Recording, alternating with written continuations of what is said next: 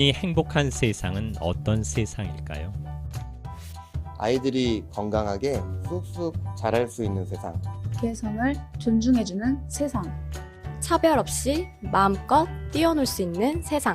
아이들이 드넓은 세상을 다 둘러볼 수 있으면 좋겠어요. 무사히 어른이 될 수 있는 세상. 푸른나무 재단은 한 아이의 희생에서 시작됐습니다.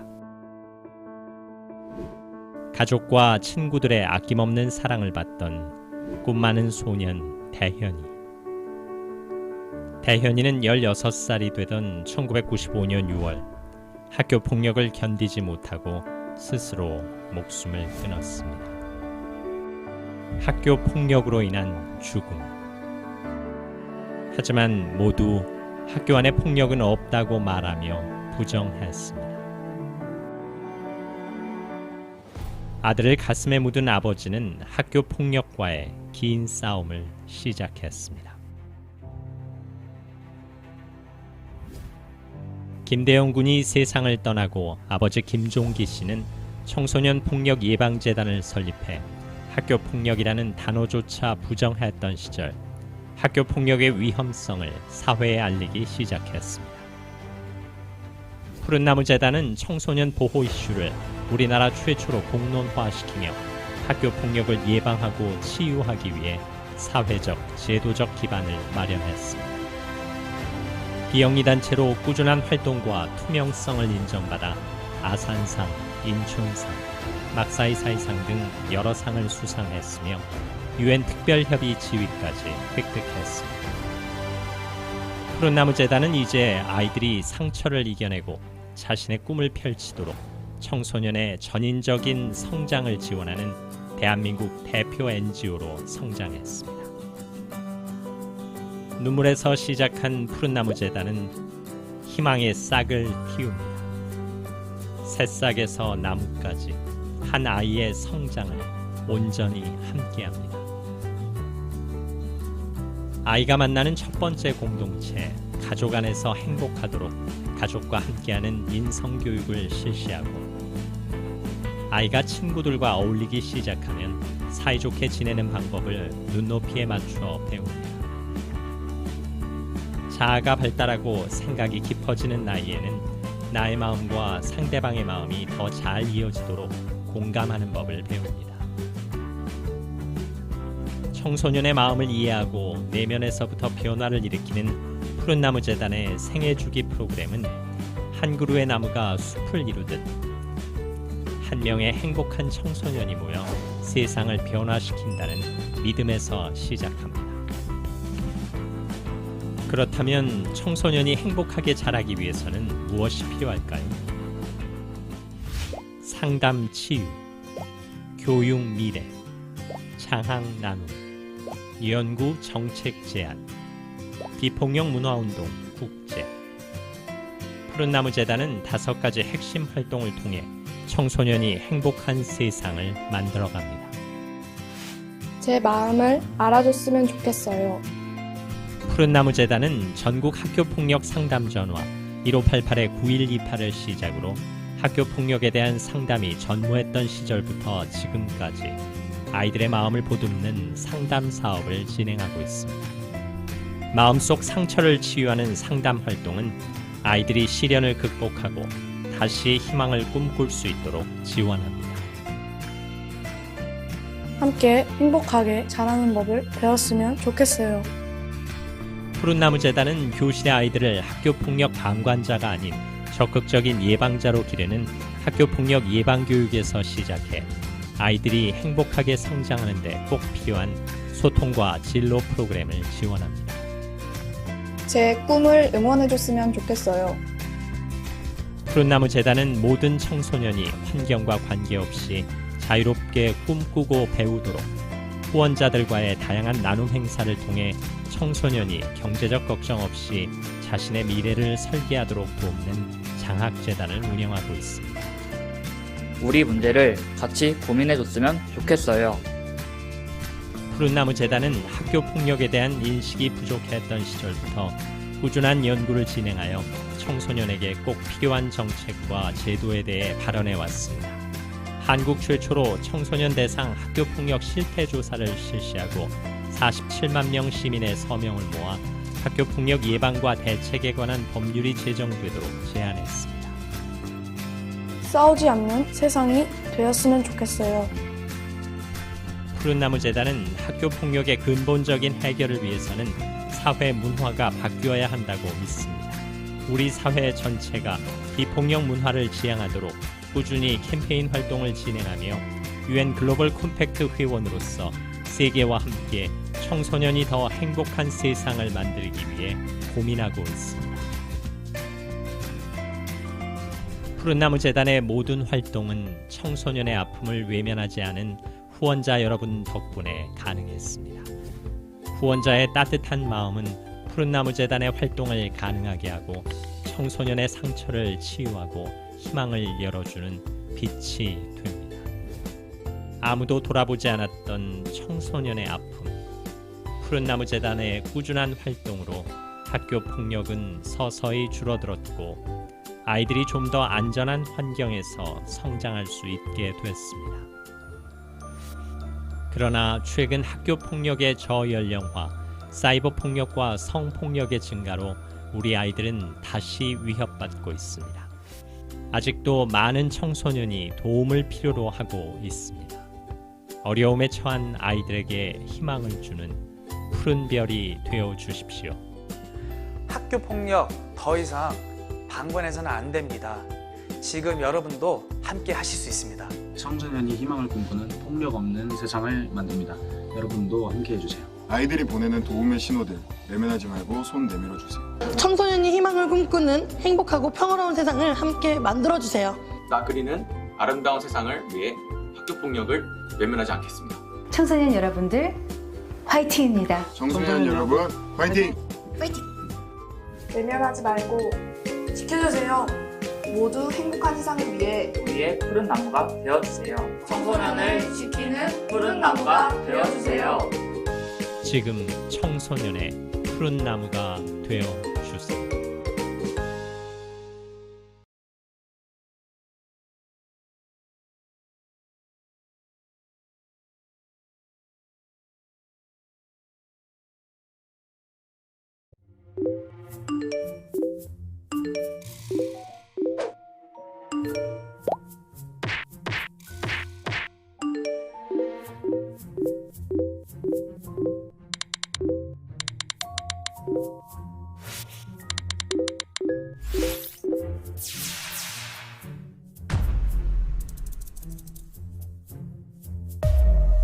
최근 사이버 폭력이라는 신종 바이러스에 감염돼 사이버 정글에 빠진 코끼리들이 늘어나고 있어 문제가 되고 있습니다.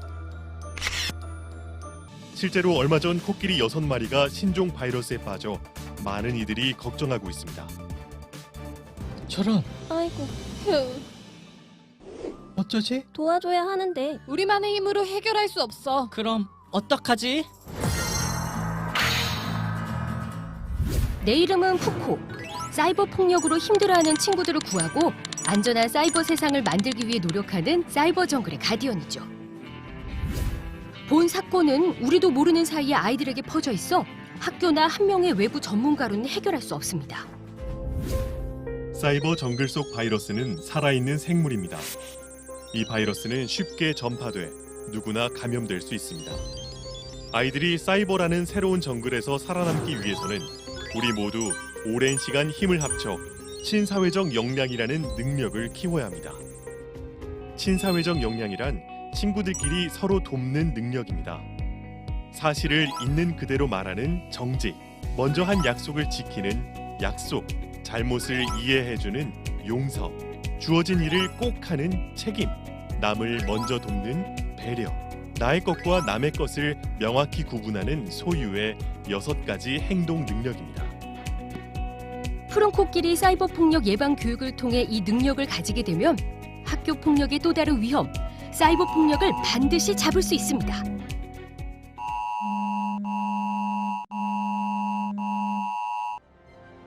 자, 여러분, 지금 우리를 부르고 있습니다. 출동합시다. 우리의 파트너스에게 긴급 지원 요청을 하고 지직 크루를 모아주세요. 지직 크루 지원 요청. 파트너스 지원 요청. 탐험가 지원 요청. 가디언즈 지원 요청. 푸른 코끼리 레츠기 출동.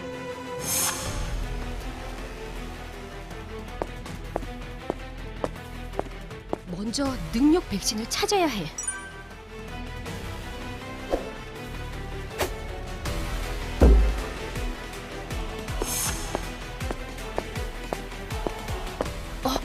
찾았다.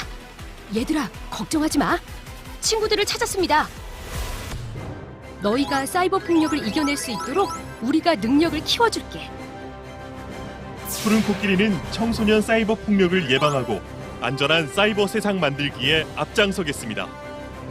사이버 폭력은 우리 모두가 함께해야 해결할 수 있습니다. 청소년 사이버 폭력 예방 교육 사업 푸른 코끼리, 우리 모두 함께해요.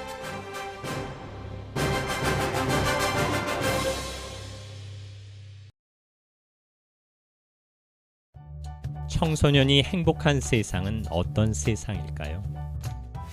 아이들이 건강하게 쑥쑥 자랄 수 있는 세상. 개성을 존중해주는 세상. 차별 없이 마음껏 뛰어놀 수 있는 세상. 아이들이 드넓은 세상을 다 둘러볼 수 있으면 좋겠어요. 무사히 어른이 될 수 있는 세상. 푸른나무 재단은 한 아이의 희생에서 시작됐습니다. 가족과 친구들의 아낌없는 사랑을 받던 꿈 많은 소년 대현이. 대현이는 16살이 되던 1995년 6월 학교 폭력을 견디지 못하고 스스로 목숨을 끊었습니다. 학교 폭력으로 인한 죽음. 하지만 모두 학교 안에 폭력은 없다고 말하며 부정했습니다. 아들을 가슴에 묻은 아버지는 학교 폭력과의 긴 싸움을 시작했습니다. 김대영 군이 세상을 떠나고 아버지 김종기 씨는 청소년 폭력 예방재단을 설립해 학교 폭력이라는 단어조차 부정했던 시절 학교 폭력의 위험성을 사회에 알리기 시작했습니다.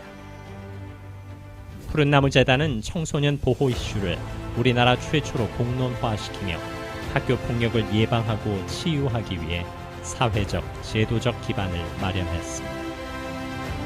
비영리 단체로 꾸준한 활동과 투명성을 인정받아 아산상, 인춘상, 막사이사이상 등 여러 상을 수상했으며 UN 특별협의 지위까지 획득했습니다. 푸른나무 재단은 이제 아이들이 상처를 이겨내고 자신의 꿈을 펼치도록 청소년의 전인적인 성장을 지원하는 대한민국 대표 NGO로 성장했습니다. 눈물에서 시작한 푸른나무 재단은 희망의 싹을 틔웁니다.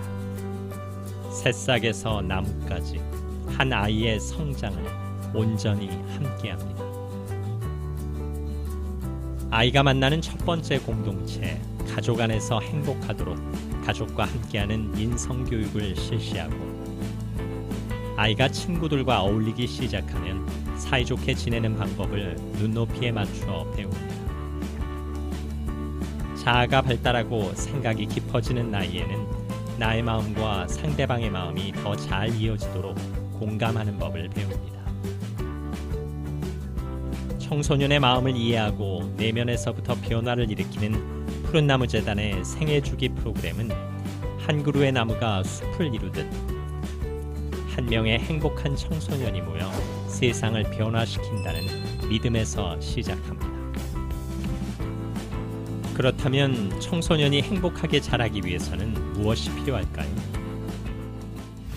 상담 치유, 교육 미래, 장학 나눔, 연구 정책 제안, 비폭력 문화운동 국제. 푸른나무 재단은 5가지 핵심 활동을 통해 청소년이 행복한 세상을 만들어갑니다. 제 마음을 알아줬으면 좋겠어요. 푸른나무재단은 전국 학교폭력 상담 전화 1588-9128을 시작으로 학교폭력에 대한 상담이 전무했던 시절부터 지금까지 아이들의 마음을 보듬는 상담 사업을 진행하고 있습니다. 마음속 상처를 치유하는 상담 활동은 아이들이 시련을 극복하고 다시 희망을 꿈꿀 수 있도록 지원합니다. 함께 행복하게 자라는 법을 배웠으면 좋겠어요. 푸른나무재단은 교실의 아이들을 학교폭력 방관자가 아닌 적극적인 예방자로 기르는 학교폭력 예방교육에서 시작해 아이들이 행복하게 성장하는 데 꼭 필요한 소통과 진로 프로그램을 지원합니다. 제 꿈을 응원해줬으면 좋겠어요.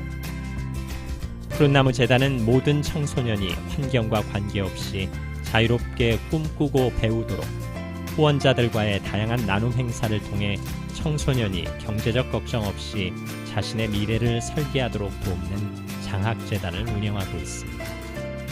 우리 문제를 같이 고민해줬으면 좋겠어요.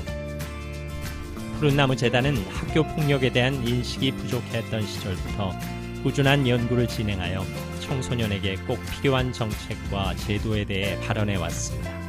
한국 최초로 청소년 대상 학교폭력 실태조사를 실시하고 47만 명 시민의 서명을 모아 학교폭력 예방과 대책에 관한 법률이 제정되도록 제안했습니다. 싸우지 않는 세상이 되었으면 좋겠어요. 푸른나무재단은 학교폭력의 근본적인 해결을 위해서는 사회 문화가 바뀌어야 한다고 믿습니다.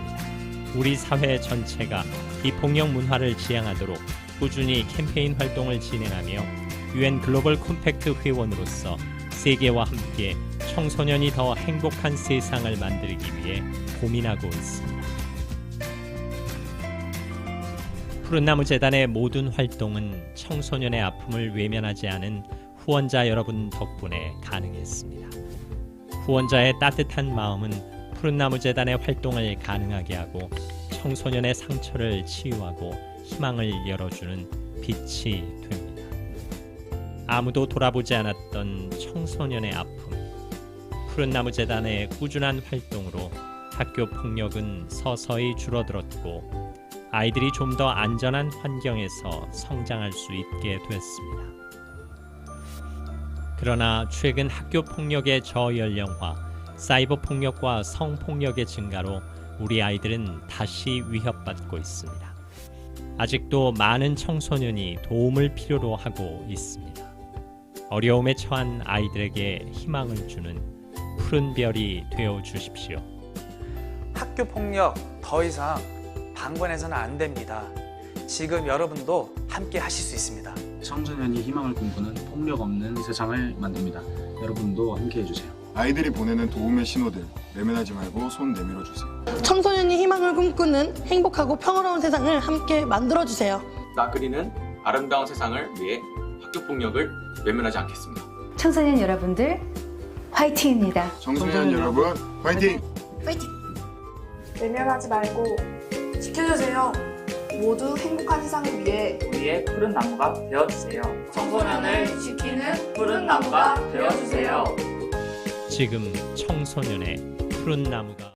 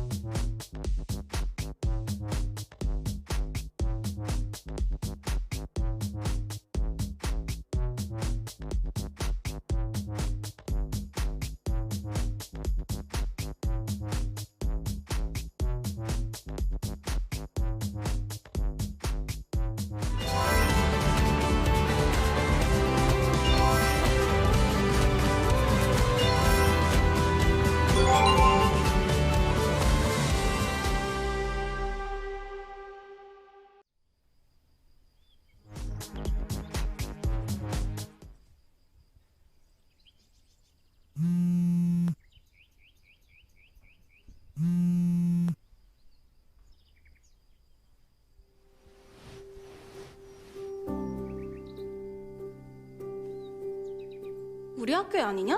1학년 5반 김소연 같은데? 맞는 듯? 사진 모임? 얘 이러고 다니나 봐. 김소연과 만나고 싶은 분 쉽게 만나지니까 꼭 연락 주세요. 안녕하세요. 여러분들의 친구 BJ 듀예요. 오늘의 먹방은 햄버거 5개와 에그 토스트 5개입니다. 와, 계란이 진짜 많아요. 와, 진짜 맛있겠다. 이것도 잘 먹겠습니다. 개노잼 재미없다. 옆 동네 BJ 따라하네. 허가는 받음? 이 형 또 수금하러 왔네. 최단 기간 퇴물 인증? 은퇴하세요. 추합니다. 추해.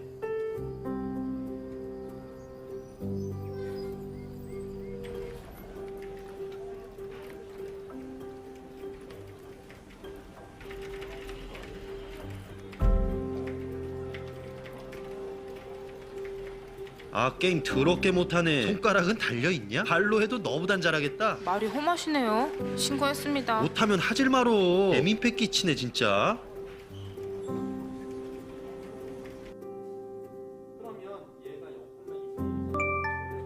야, 민수야, 제발 전학 좀 가면 안 되냐? 야, 너 학교에서 볼 때마다 역겨워. 아 이쯤 되면 말 좀 들어라. 다들 보기 싫다는데 왜 나옴? 야, 하지 마! 하지 말라고! 찍지 말라고! 밥 먹는데 토 나오게 누가 이런 거 올리냐? 야, 얘 삐졌다 삐졌어. 남자 새끼가 뭐 이런 걸로 삐져. 하루 동안 몇 번의 사이버 폭력을 보고 지나쳤을까요? 우리 학교에 아니냐? 1학년 5반 김소연 같은데? 맞는 듯? 사진 뭐임? 얘 이러고 다니나 봐. 개노잼. 이 형 또 수금하러 왔네. 최단 기간 퇴물 인증? 아 게임 더럽게 못하네. 손가락은 달려있냐? 발로 해도 너보단 잘하겠다. 애민폐 끼치네 진짜. 아 이쯤 되면 말 좀 들어라. 다들 보기 싫다는데 왜 나옴?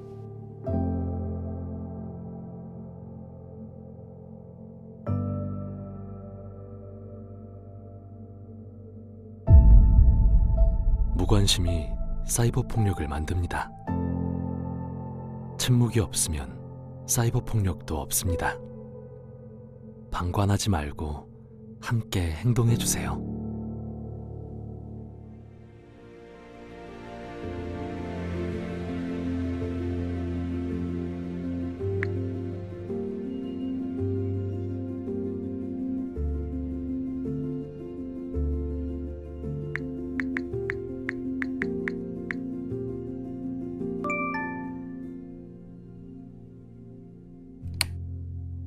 사이버 폭력으로 누구와도 이야기할 수 없을 때 푸른 코끼리를 찾아주세요. 푸른 코끼리는 늘 곁에 있습니다. 어플을 지금 다운받아 보세요.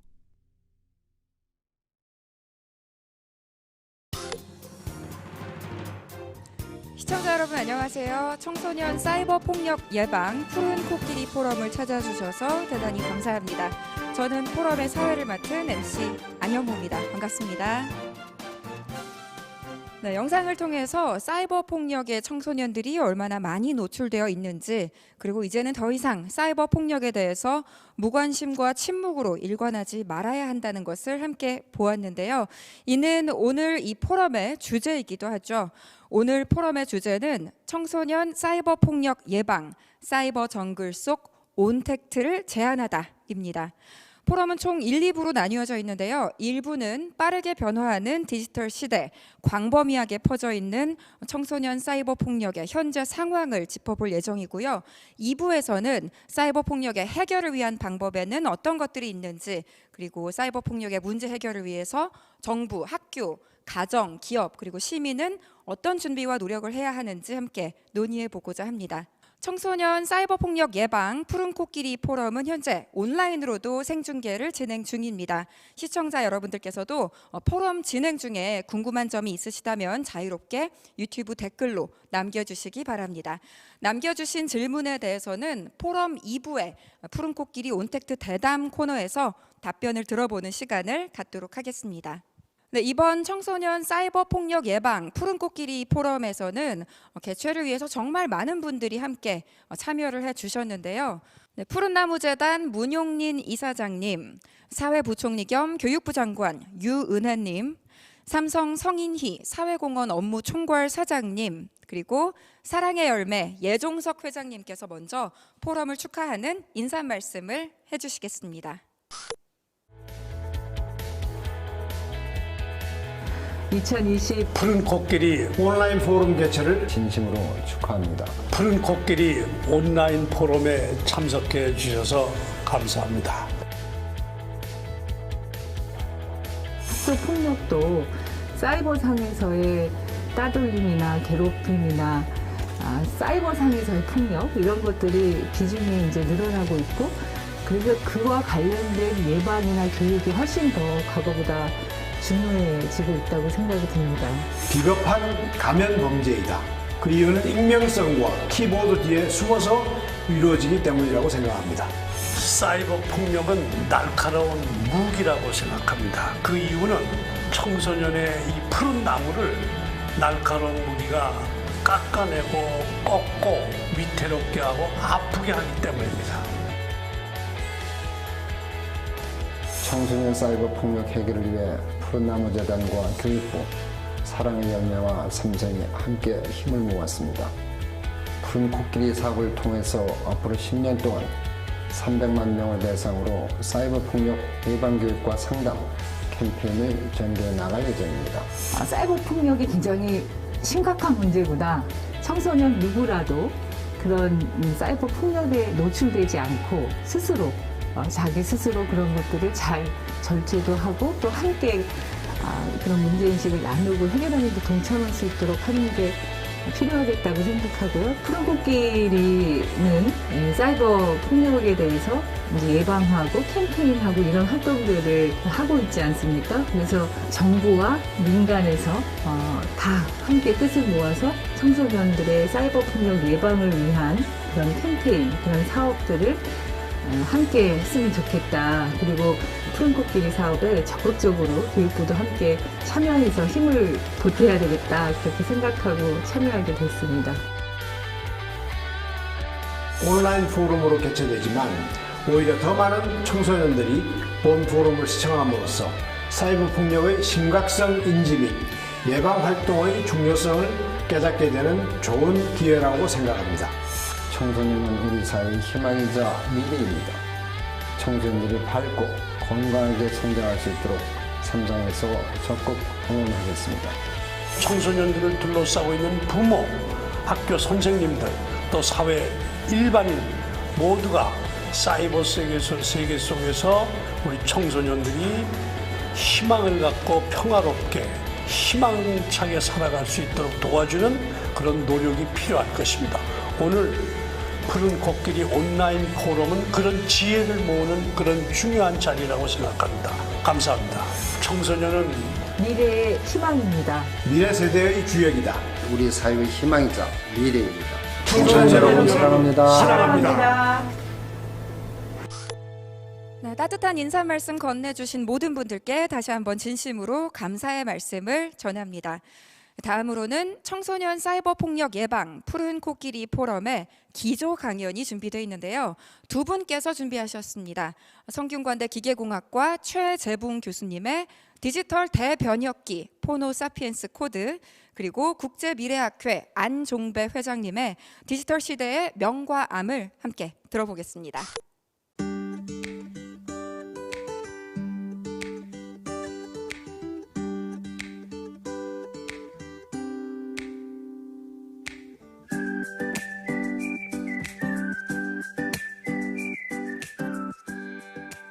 2020 청소년 사이버 폭력 온라인 포럼 푸른 코끼리 싸이 정글 속 온택트를 제안하다 개최를 축하합니다. 푸른 코끼리 포럼 기조 강연을 하게 되어 기쁜 마음입니다. 이번 포럼이 크게 성공하기를 기원합니다. 혁명이 왔다고 하죠. 그 혁명의 원인이 뭘까요? 혁명은 바로 스마트폰 때문입니다. 네, 정말 골치 아프죠. 2007년 아이폰이 탄생했고요. 2년 후인 2009년 대한민국에 왔습니다. 그리고 2010년 갤럭시라는 최초의 안드로이드 폰이 나오면서 스마트폰의 대중화가 시작되었는데요. 불과 10년 만에 대한민국 국민의 95% 이상이 스마트폰을 쓰는 시대가 열렸습니다. 전 세계 선진국도 이와 비슷하죠. 그럼 스마트폰을 잘 쓰는 사람이 대한민국 표준이네요.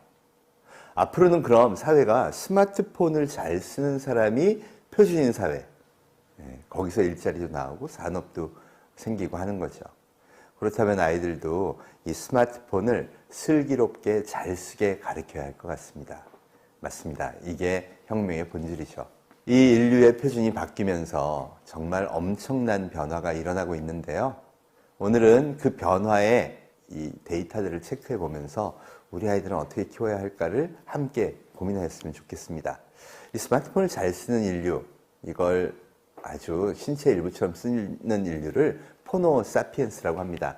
스마트폰을 슬기롭게 쓰는 인류. 사실 우리는 이 새로운 디지털 문명, 스마트폰에 기반한 문명에 대해서 사실 살짝 거부감을 갖고 있죠. 그런데 어떡하죠? 이 인류가 표준이라면 거부감이 아니라 좋은 방향을 찾아야 합니다. 포노 사피엔스의 뜻은요, 포노가 스마트폰을 의미하는 라틴어고요, 사피엔스는 현생 인류, 호모 사피엔스의 약자인데 뜻은 슬기롭다는 뜻입니다. 그러니까 스마트폰을 슬기롭게 쓰는 인류가 바로 포노 사피엔스라는 것이죠. 우리가 디지털 플랫폼을 선택한 건 그 전에 비해서 압도적으로 좋은 경험을 제공했기 때문입니다. 이런 현상을 진화라고 하죠. 그리고 역사의 진화는 역변이 없었습니다. 그러고 나면 이제 폰을 쓰는 인류한테는 디지털 플랫폼이 필요하겠구나. 맞아요. 삶의 표준 공간이 된 겁니다. 이제 학생들도요, 온라인에 접속해서 공부를 하기 시작하죠. 그러고 나면 남는 게 있습니다.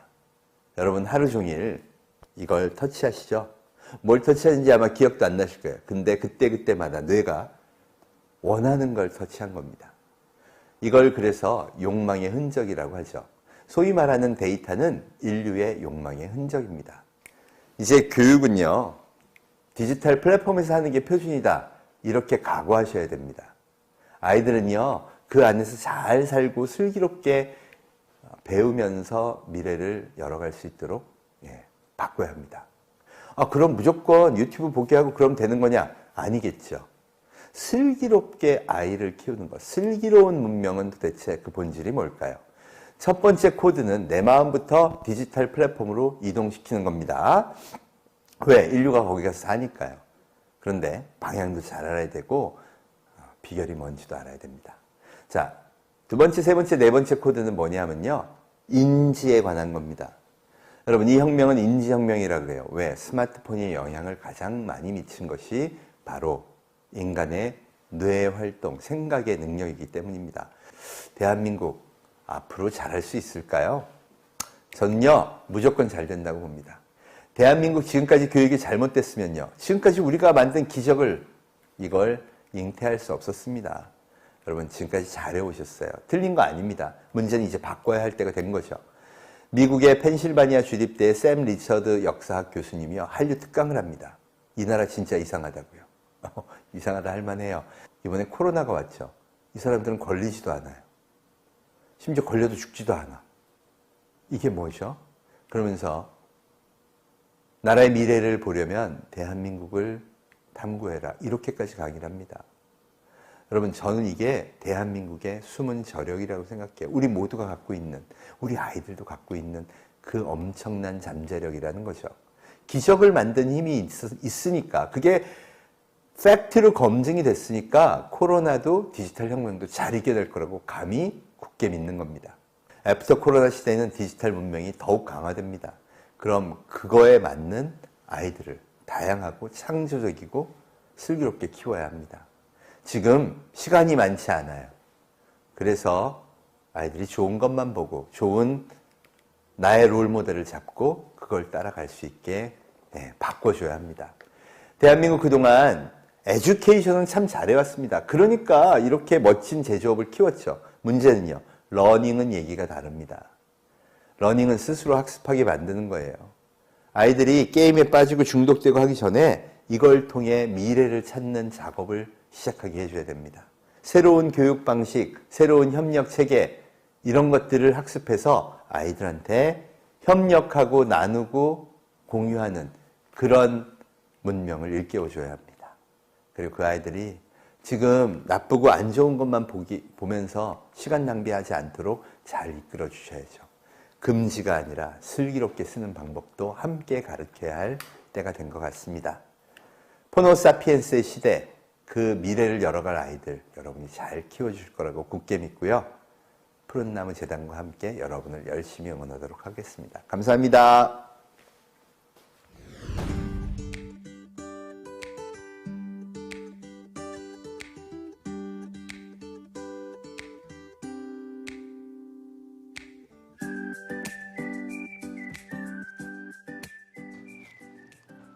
안녕하세요. 국제미라클 안종배 회장입니다. 세상은 애프터 코로나와 비포 코로나로 나뉘고 있습니다.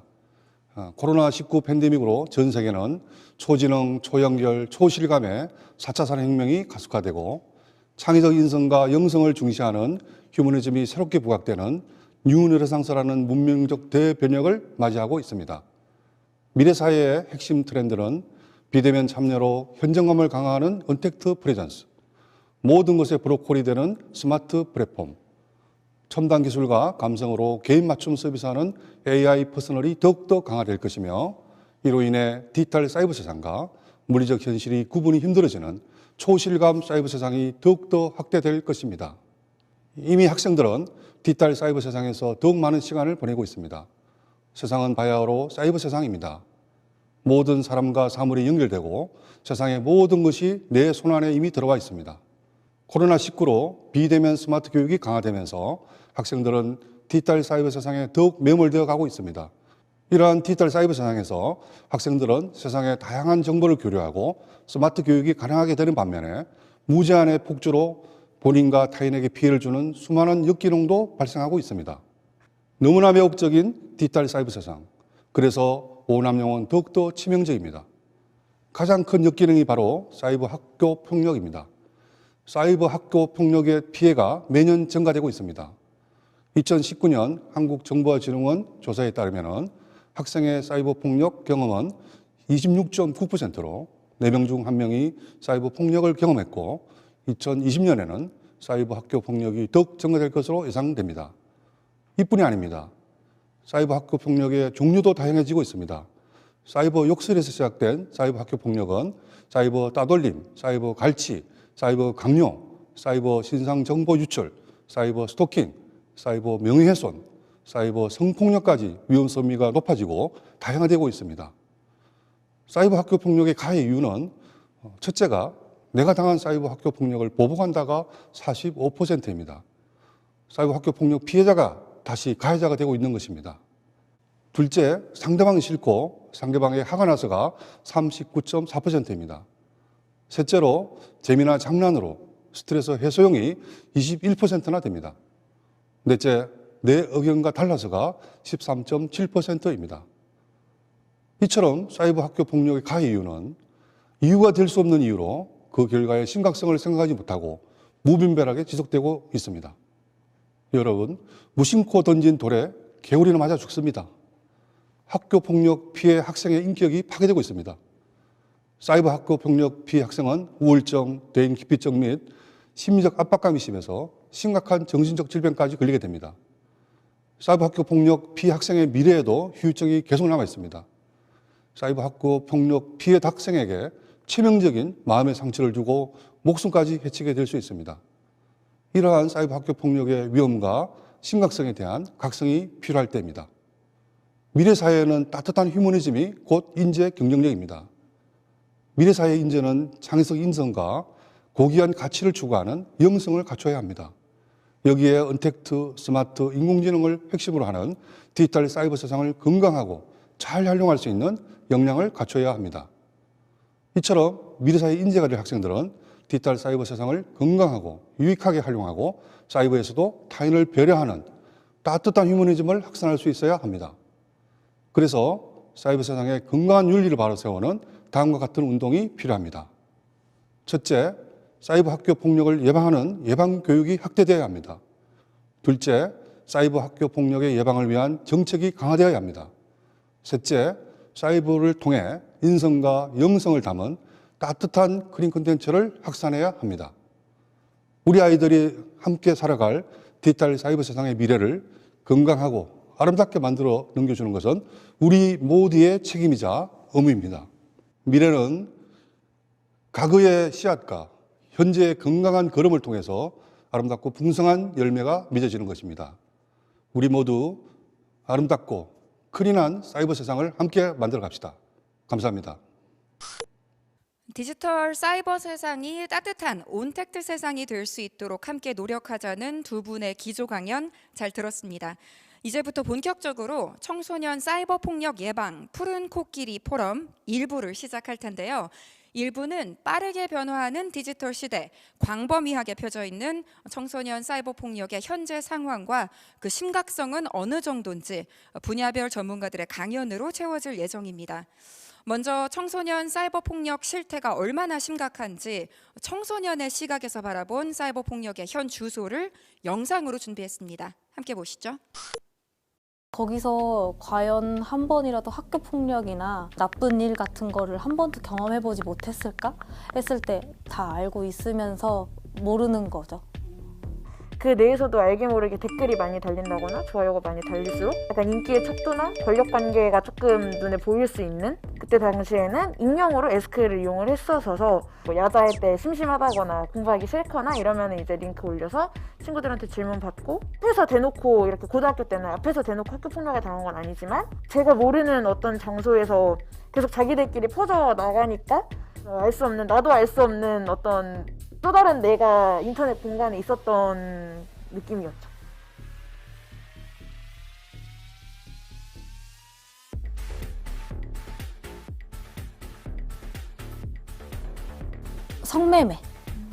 성매매로 이제 제 몰래 랜덤 채팅으로 해서 제 핸드폰 번호를 준다던가 다른 남성들한테 아무 사진 주고서 제 핸드폰 번호를 주는 거죠. 랜덤 채팅에다가. 그러면은 핸드폰 번호로 좀 저한테 전화가 오잖아요. 받아요. 그러면은 야한 말이나 막 이런 말들을 계속 하는 거죠. 제 핸드폰에는 부재중으로 가득 차 있는데 그 부재중이 전부 다 그런 남성들이에요. 완전 오프라인 온라인이랑 경계가 완전 애매하게 됐다고 해야 되나? 이제 주소를 아니까 배달을 보내고, 그래서 제가 억지로 20만 원이나 결제한 적도 있었어요. 전 아직까지도 2달에 한 번씩 핸드폰 번호를 바꾸고 있어요.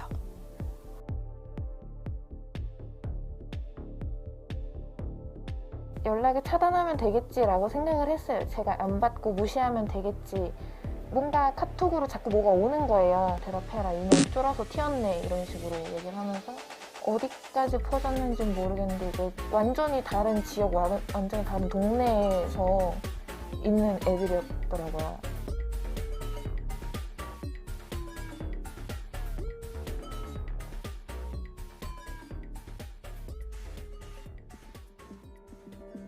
온라인 공간에서는 이 친구가 나를 알든 모르든 내 친구가 누군가를 마음에 안 들어 하네? 근데 재밌어 보이네? 나도 껴볼까? 라는 식으로 해서 방관자가 된다거나 같이 가해자가 되거든요. 얘가 뭐가 마음에 안 들었고 이런 얘기를 그 단톡방에서 얘기를 하면 내일부터 얘랑 놀지 말자. 그 친구를 한 일주일 동안 왕따를 시키다가 갑자기 또 그 무리 내에서 마음에 안 드는 사람이 생기면 그날 저녁에 또 단톡방이 그 친구가 빼고 만들어져요.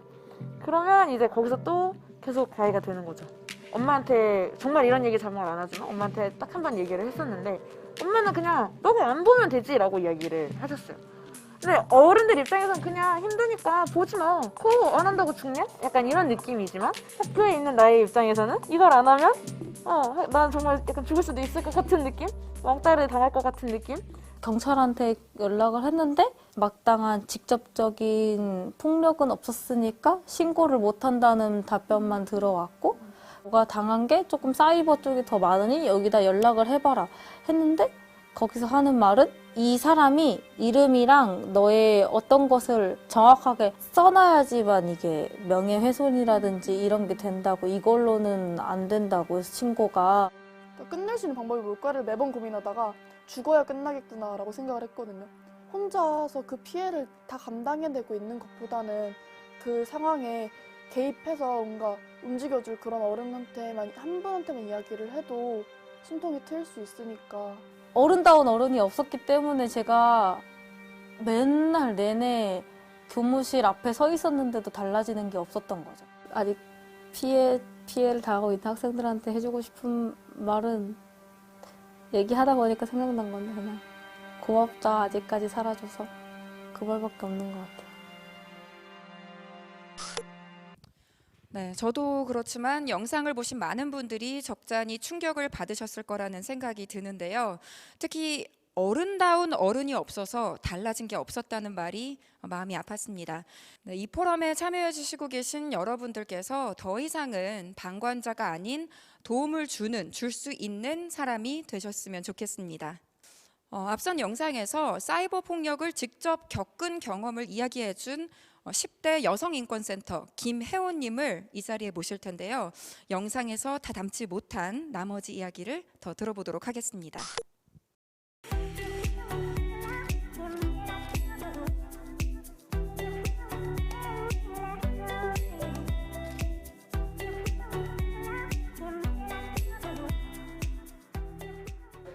안녕하세요.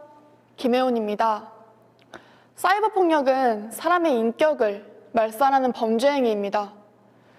저는 오늘 이 문장을 여러분들의 마음속에 깊이 심어드리고 싶습니다. 제 연설이 다 잊혀져도 괜찮으니 이 문장만큼은 여러분들이 살아가시면서 평생 기억하셨으면 좋겠습니다. 많은 분들이 사이버 폭력의 심각성에 대해서 잘 알지 못합니다. 그 가늠할 수 없는 어마어마한 고통에 대해서도 모릅니다. 아니, 사이버 폭력이 무엇인지조차 모릅니다. 그래서 저는 오늘 제 이야기를 한번 해보려고 합니다. 저는 학교 폭력의 한 형태로 사이버 폭력을 약 6년 동안 경험했습니다. 시작은 초등학교 4학년 때였습니다. 지적 장애가 있는 친구들과 친하다는 이유, 무리 내에서 일어나는 배척을 방관하지 않았다는 이유, 몸에서 담배 냄새가 난다는 이유, 어머니께서 술집을 하신다는 이유, 싸가지가 없다는 이유, 착한 척 한다는 이유, 조용하다는 이유, 나댄다는 이유. 보시면 아시겠지만 정말 말도 안 되는, 앞뒤도 맞지 않는 이유들로 저는 한순간에 학교폭력의 피해자가 됐습니다. 그래서 학교에서는 늘 맞고 쫓기고 숨고 울어야만 했습니다. 절망스러웠던 것은 학교가 끝나도 학교폭력은 끝나지 않았다는 것입니다. 바로 제가 쓰는 휴대폰, 이 휴대폰 전화와 문자, 카카오톡과 카카오스토리로 저에 대한 욕설과 비방의 연락들을 계속해서 받아야 했기 때문입니다.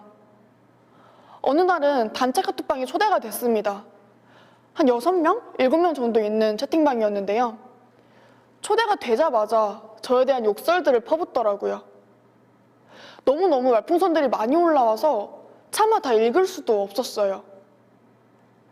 나가면 죽여버린다고 했는데 그 채팅들을 다 읽고 있으면 제가 숨이 막혀서 정말 죽을 것 같더라고요. 그래서 채팅방을 나갔어요.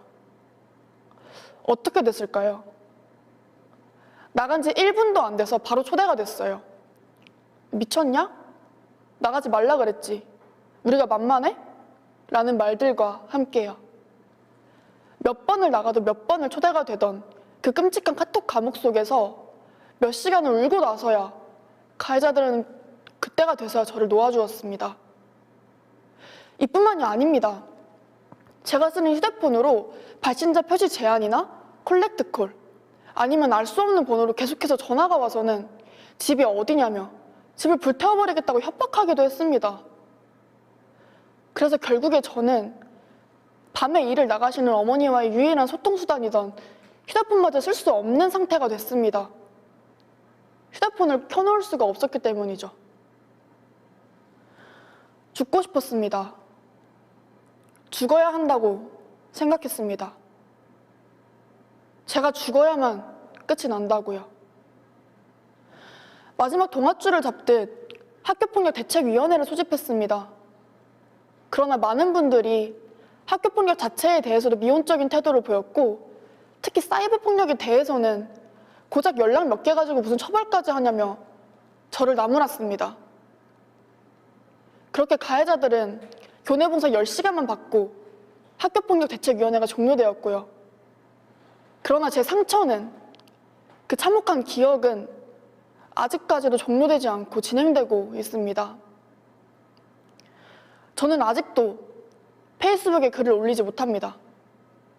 저는 아직도 단체 카톡방을 무서워합니다. 저는 아직도 휴대폰 소리를 설정해놓지 못합니다. 저는 아직도 공황장애에 시달립니다. 저는 아직도 그때의 꿈을 자주 꿉니다. 현재 저는 21살인데 사실 마음은 그때에 멈춰서 제대로 흘러가지를 않고 있습니다. 이 이야기는 비단 저 혼자만의 이야기가 아닐 겁니다. 지금 이 순간에도 세상에는 수많은 제가 살아가고 있을 겁니다. 그러니 제 연설을 듣고 계시는 모든 분들, 여러분들 한 분 한 분의 힘으로 그 아이들을 구해주세요. 더 이상 아동 청소년들이 제가 겪은 상처를 똑같이 겪지 않도록 사이버 폭력의 해결과 근절을 위해서 세상을 바꾸어 주세요. 부탁드릴게요. 제 오늘의 고통 섞인 연설이 혼자만의 외로운 외침이 되지 않도록 제발 부탁드릴게요. 사이버 폭력은 사람의 인격을 말살하는 범죄 행위입니다. 감사합니다. 네, 이번에는 초등학생의 시선으로 보는 사이버 폭력 이야기를 이소은 연사님을 통해 들어보도록 하겠습니다. 함께 보시죠.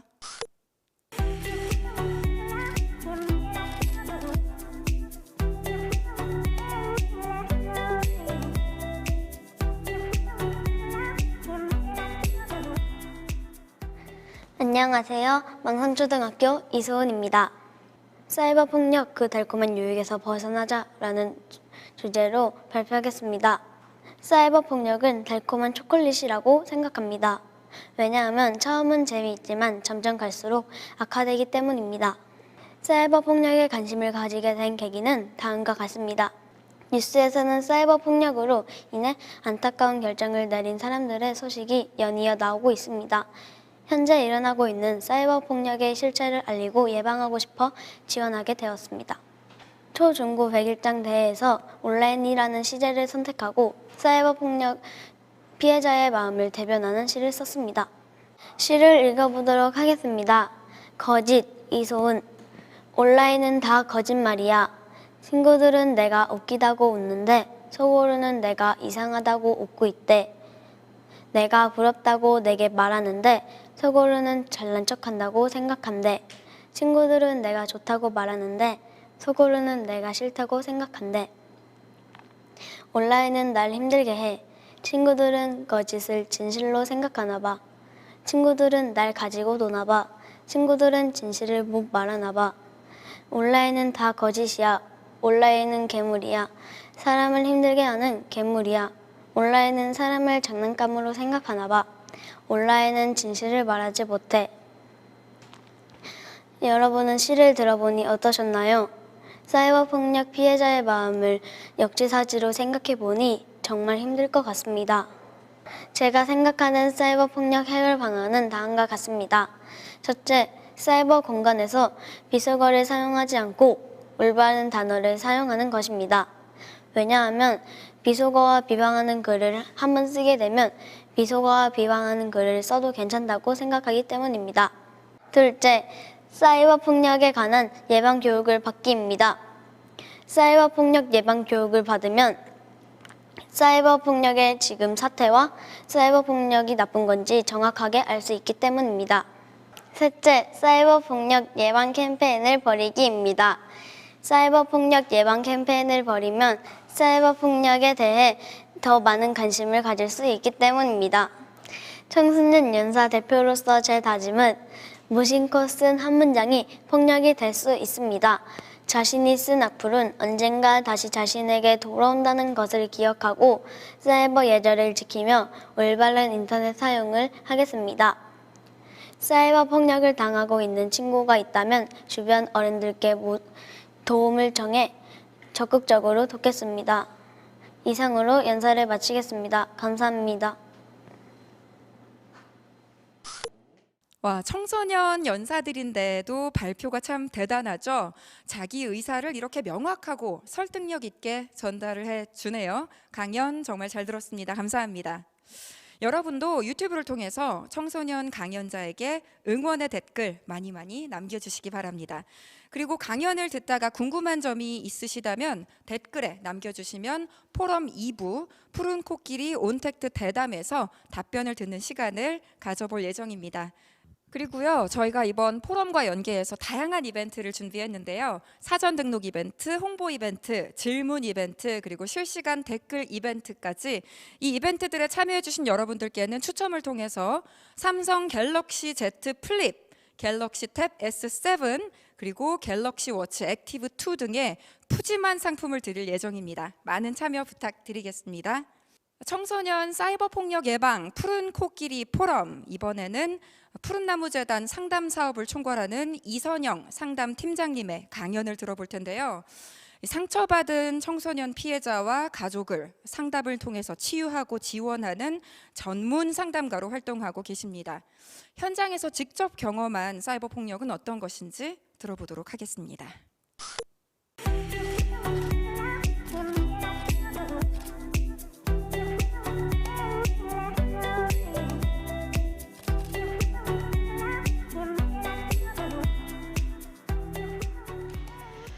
네, 오늘 저는 이 자리에서 단 하나의 질문을 드리고 그에 대한 이야기를 하려 합니다. 바로 우리의 연결이 따뜻하나요입니다. 온라인은 문자 그대로 연결되어 있다는 뜻입니다. 그런데 정말 우리가 온라인에서 연결되어 있다고 느껴지나요? 우리의 연결은 온라인에서 어떠한 느낌이죠? 따스하신가요? 우리가 사실은 연결되지 못하는 마음, 연결되지 못하는 존재, 그리고 연결되지 못한 모든 것들을 외면한 채 온라인을 말하고 있지는 않은가요? 제가 연결되지 못하는 삶에 대해서 생각해 보면서 쓴 짧은 글 한 편을 읽어드리려고 합니다. 어떤 눈물은 유독 외로운 맛이 난다. 어떤 웅크린 등은 까마득한 슬픔에 잠겨 어루만질 수 없다. 침묵하는 외딴 섬, 긴 밤 흘러내린 눈물에 잠겨 있었다. 어떠세요? 저는 이 글에 숨긴 아픔이라는 제목을 붙여보았습니다. 우리가 아프면 소리 나고 티가 나는 게 자연스럽죠. 그런데 누군가 아픈 것을 숨기고 있다고 생각해 보세요. 아프지 않아서일까요? 한 가지 상상을 해보시겠습니다. 지금 내 몸이 상처가 나서 쓰라리고 피가 나고 아파요. 어떨 때 나는 상처를 숨길까요? 반대로 어떨 때 나는 상처를 드러낼 수 있을까요? 아마도 더 안전하고 따스하고 보살핌을 받을 수 있는 공간에서 우리는 아픔을 드러낼 겁니다. 그렇다면 우리가 궁금한 것은 과연 온라인 공간이 우리가 아픔을 드러내도 되는 공간인지에 대한 생각입니다. 어쩌면 온라인은 오프라인에 비해 아픔을 드러내기 어려운 공간이라고 생각하실 수 있을 것 같아요. 그러면 이 현상은 저희가 어떻게 이해하면 좋을까요? 자해를 하는 사진이나 영상 등을 업로드하는 계정을 말합니다. 다들 자해계가 온라인에서 퍼지고 있어요 라고 말씀을 들으시면 우리 아이들이 참 걱정이다 많이 말씀을 하시죠. 근데 조금 이상합니다. 자해계에서는 아이들이 자신의 상처를 숨기지 않고 보여줍니다. 내가 피를 흘리고 아프다고 이야기합니다. 이러한 상처를 서로 보여주면서 친구를 맺어요. 그리고 누구에게도 받지 못했던 이해감, 친밀감, 유대감을 서로 주고받아요. 이걸 우리가 어떻게 이해해야 맞을까요? 온라인에서 이 자해계를 운영하는 아이들, 연결되지 못한 게 맞나요? 온라인이 과연 위협이 되는 공간인가요? 아니면 누구에게도 말하지 못한 것을 소통하고 있는 창고로 사용되고 있나요? 제가 만났던 별이라는 14살 아이 이야기를 해드릴까 해요. 이 아이는 사이버 따돌림을 경험을 했어요. 그리고 학교를 그만두었고요. 한 게임 사이트의 계정에 대단히 몰입하기 시작했습니다. 자신의 모든 시간과 에너지, 돈을 다 투자했고요. 심지어는 한 번도 그런 적이 없었던 아이인데 부모의 지갑에 손을 대서 그 계정을 꾸미는데 돈을 사용하기도 했습니다. 그리고 설상가상으로 이 시점부터 아이 자해가 시작이 됐어요.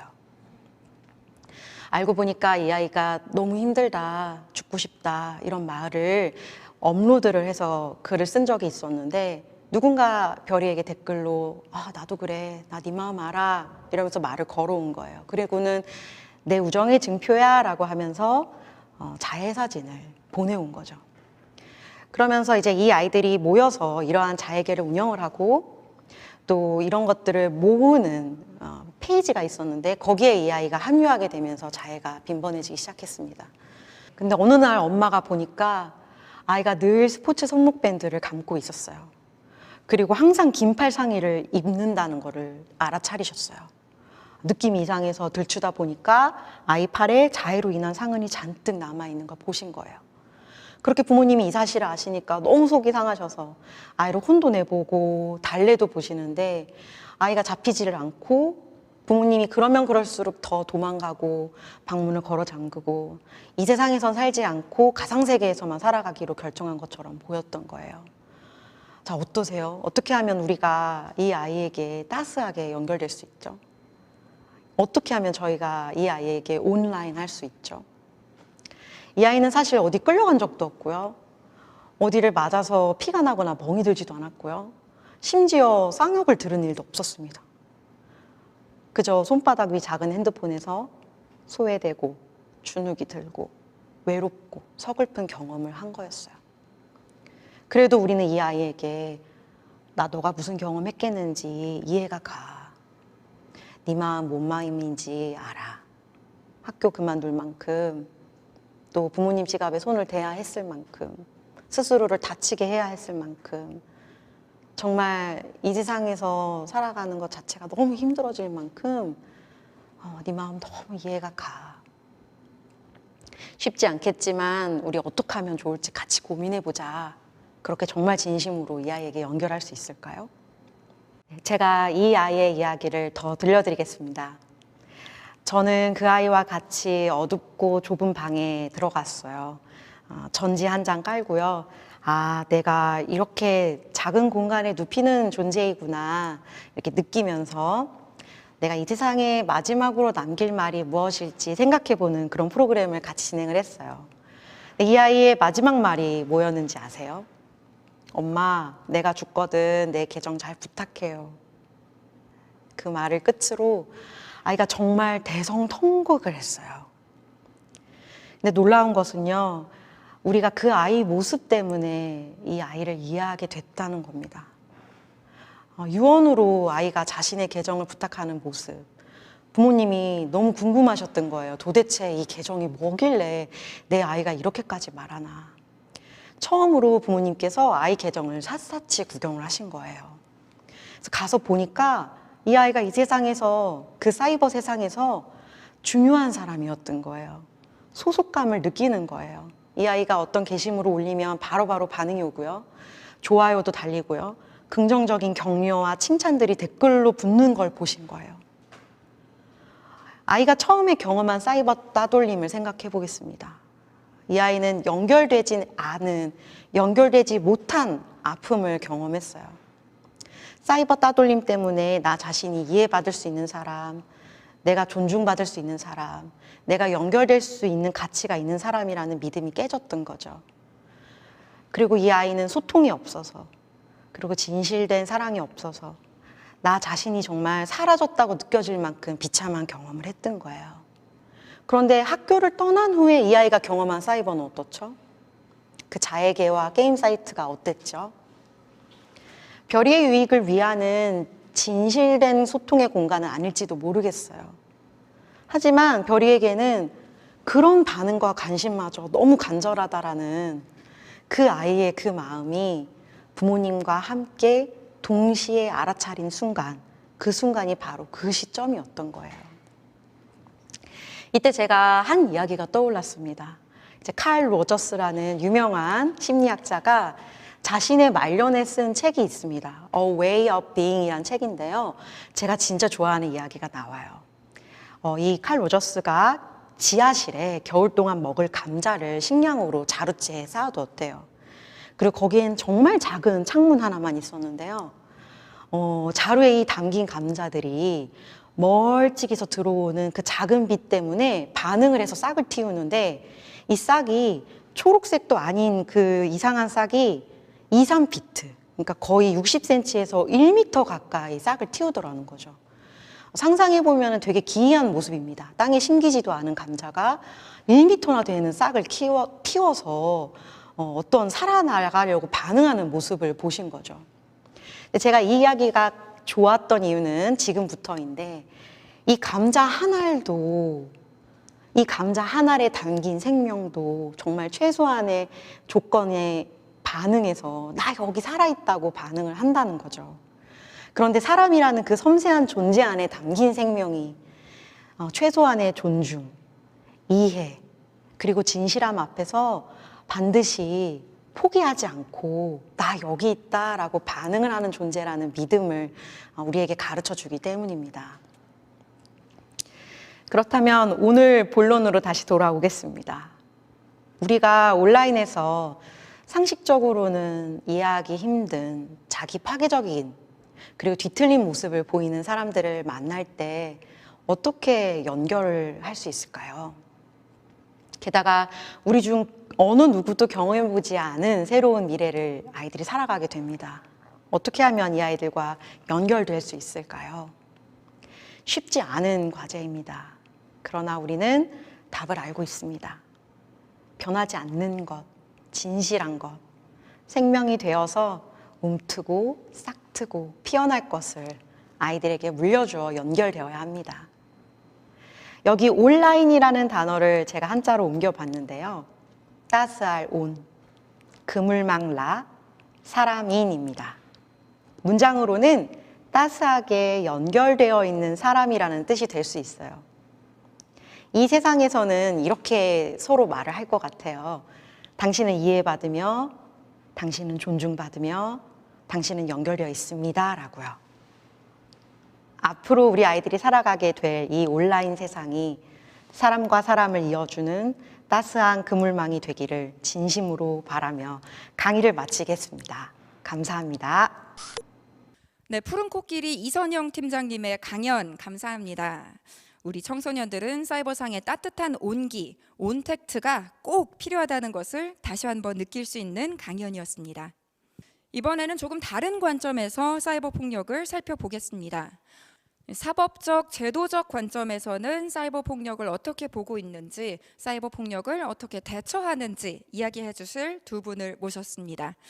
경기대 범죄심리학과 이수정 교수님, 그리고 형사사법학 박사, 서울경찰청 한정일 경감님입니다. 먼저 이수정 교수님부터 만나볼까요?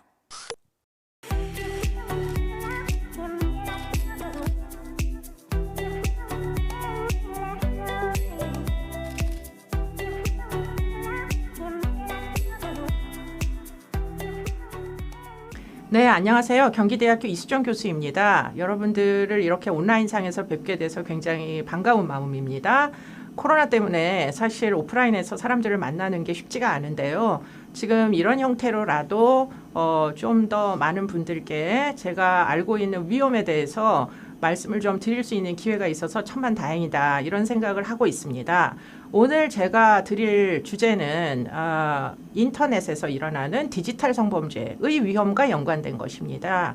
디지털 성범죄라는 것은 말 그대로 성범죄입니다. 그런데 이게 이제 인터넷에서 일어나다 보니까 많은 분들이 일반적으로 일어나는 강간이나 강제추행하고는 굉장히 성격이 다른 줄 아시더라고요. 그렇기 때문에 신체적인 접촉이 없는데 기껏해야 우리가 옛날에 어릴 때 보던 빨간 책, 그 정도의 음란물인데 대체 왜 우리가 이것을 이렇게 심각하게 여겨야 되느냐 하고 의문을 제기하시는 기성세대들이 굉장히 많이 계세요. 그런데 오늘 제가 드리고자 하는 이 이제 온라인 디지털 성착취 범죄는 사실은 그야말로 심각하게 인격을 파탄내는 그런 범죄입니다. 특히 피해자들이 어린아이들이 많다는 차원에서 지금 많은 어른들이 좀 더 이 디지털 성착취 범죄, 그리고 나이가 어리신 10대들도 본인이 어떤 위험에 놓여 있을 수 있는지, 놓일 수 있는지 이런 것들에 대한 이해도가 굉장히 많이 필요하고요.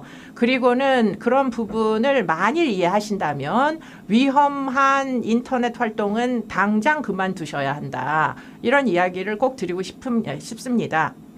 우리가 일반적으로 오프라인에서 일어나는 성범죄를 볼 때는 사실은 성범죄의 시작도 있고 끝도 있어요. 어쨌든 오프라인에서 일어나는 성폭력 피해는 일단 경찰에 의해서 피해자가 구제되면 그것으로 피해는 종결된다, 이런 이제 특징이 있습니다.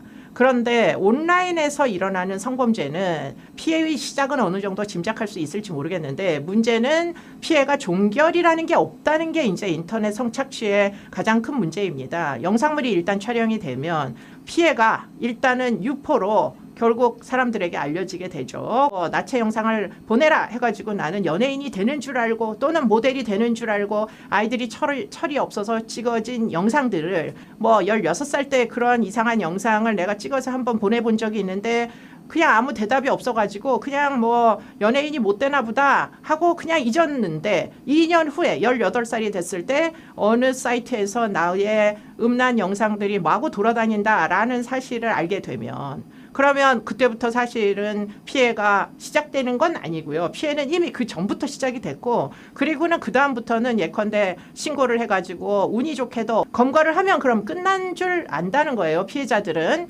그런데 문제는 또 다른 2년 후에 2020년에 20살이 됐을 때 나의 2년 전에 틀림없이 끝났었던 것 같은 그 성착취물이 다시 2년 후에 제3의 플랫폼에서 다시 재유포가 되는 이런 일들이 사실은 인터넷 성착취물 범죄에서는 비일비재하게 일어난다. 그리고 더 큰 문제가 되는 것들은 지금은 이제 경찰들이 단속을 한다라는 사실들을 알게 되면서 이 플랫폼들이 더 이상은 한국의 서버를 이용하지 않고 해외에다가 이제 서버를 이용을 합니다. 그래서 임시로 VPN을 만들어 가지고 거기서 이제 재유포를 하고 영업을 하는데요. 그런데 문제는 아이들은 그 사이트가 어디에 있는지 모르잖아요. 그러다 보니까 만일 텔레그램의 박사방이다라고 하면 거기다가 피해 청소년을 옮겨야 되는데 그런데 문제는 피해 청소년을 옮길 수가 있는 방법으로서 활용되는 게 뭐냐? 그게 대다수의 랜덤 채팅 애플리케이션들입니다. 랜덤 채팅 애플리케이션의 문제는 사실은 20년 정도 됐는데요. 이것은 결국은 오프라인에서의 성매매를 단속하자 이 성매매 업소들이 모두 온라인화됐다, IT 기업화됐다 이렇게 보시면 그냥 그대로 딱 들어맞는 그런 이제 영업 활동입니다. 사실은 니즈가 있는 자가 뭐 결국 그와 같은 피해자를 유인을 하면 어느 때나 사실은 정해진 장소에서 만나서 성착취를 하든 성매매를 하든 또는 성폭력을 하든 다양한 것들이 일어날 수 있는 그런 위험한 현장이 뭐냐? 그게 애플리케이션이라는 겁니다. 여러분들에게 드리고자 하는 말씀은 여러분들의 자녀들이나 여러분들 당사자들이 위험하다는 걸 알지 못한 채 사용하시는 그 애플리케이션의 위험에 대해서 제가 드리고자 하는 말씀입니다. 랜덤 채팅 애플리케이션이 말이 랜덤이지 사실은 이 랜덤으로 결국은 무작위적으로 노출되는 건 뭐냐? 그것은 전부 다 범죄입니다. 저희 연구실에서 했던 건 2018년 여성가족부에서 의뢰를 받은 애플리케이션의 위험도에 대한 연구를 했고요. 그때 저희가 찾아낸 이런 정말 아이들을 사고 파는 애플리케이션이 우리나라에 300개가 버젓이 IT 기업으로서 성장하고 있다라는 사실을 알게 되면서 야 정말 벌건 대낮에 진짜 신기한 일들이 벌어지는구나. 저희가 그 2018년도 여름방학을 잊을 수 없는 게 사실은 우리도 그때 그 당시에 외국에서는 합법인 함정수사의 방식을 그대로 받아들여서 13살 먹은 가출 청소년입니다. 오늘 살 곳이 필요합니다. 라고 했을 때 사실은 정말 쇼킹한 일들이 벌어지고 있구나. 그래서 결국 아이들의 성을 사기 위해서 부르는 게 값이구나 하는 그런 시장을 제가 관람을 해본 적이 있고요. 아니나 다르게 그 시장의 끝에는 박사방이나 또는 엠번방이 존재했다라는 것들을 사실은 이제 결국은 알게 된 것이고 그래서 여러분들의 자녀나 여러분들이 만일 그런 랜덤한 채팅 애플리케이션이다라는 걸 쓰신다면 그리고는 나이가 어릴수록 더 위험하다라는 거. 왜냐하면 아이들이 세상에 대한 위험을 감지할 수 있는 예견 능력이 없어요. 그런 예견 능력을 갖추려면 나이가 만 15세에서 16세는 돼야 내가 지금 모델을 시켜줄게라는 어떤 아저씨의 뭐 메시지를 이게 진짜 모델이 될 수 있겠구나 라고 생각을 하지 않을 만한 의심을 할 수 있는 연령이 그게 바로 만 15세에서 16세입니다. 그 정도는 돼야 상황에 대한 위험도를 예견할 수 있는 정도의 성숙함이 온다는 거죠. 그렇기 때문에 만약에 12살이다.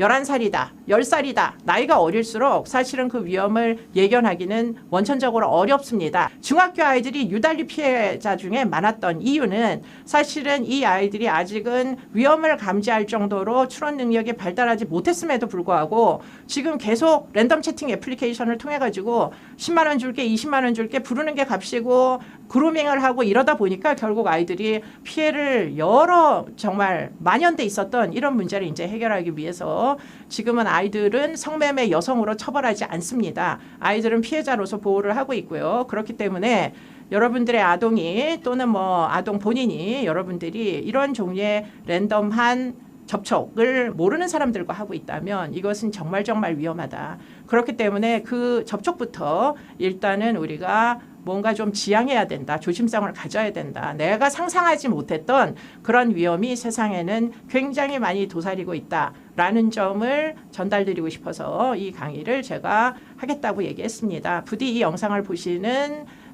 청소년들의 부모님, 아동 청소년들의 부모님이 계시거나 당사자들이 아직은 미성년이라면 내가 하고 있는 이 인터넷, 뭐 온라인 대화가 이게 어쩌면 나의 인생을 망칠지도 모른다라는 경계심을 꼭 가져주셨으면 좋겠습니다.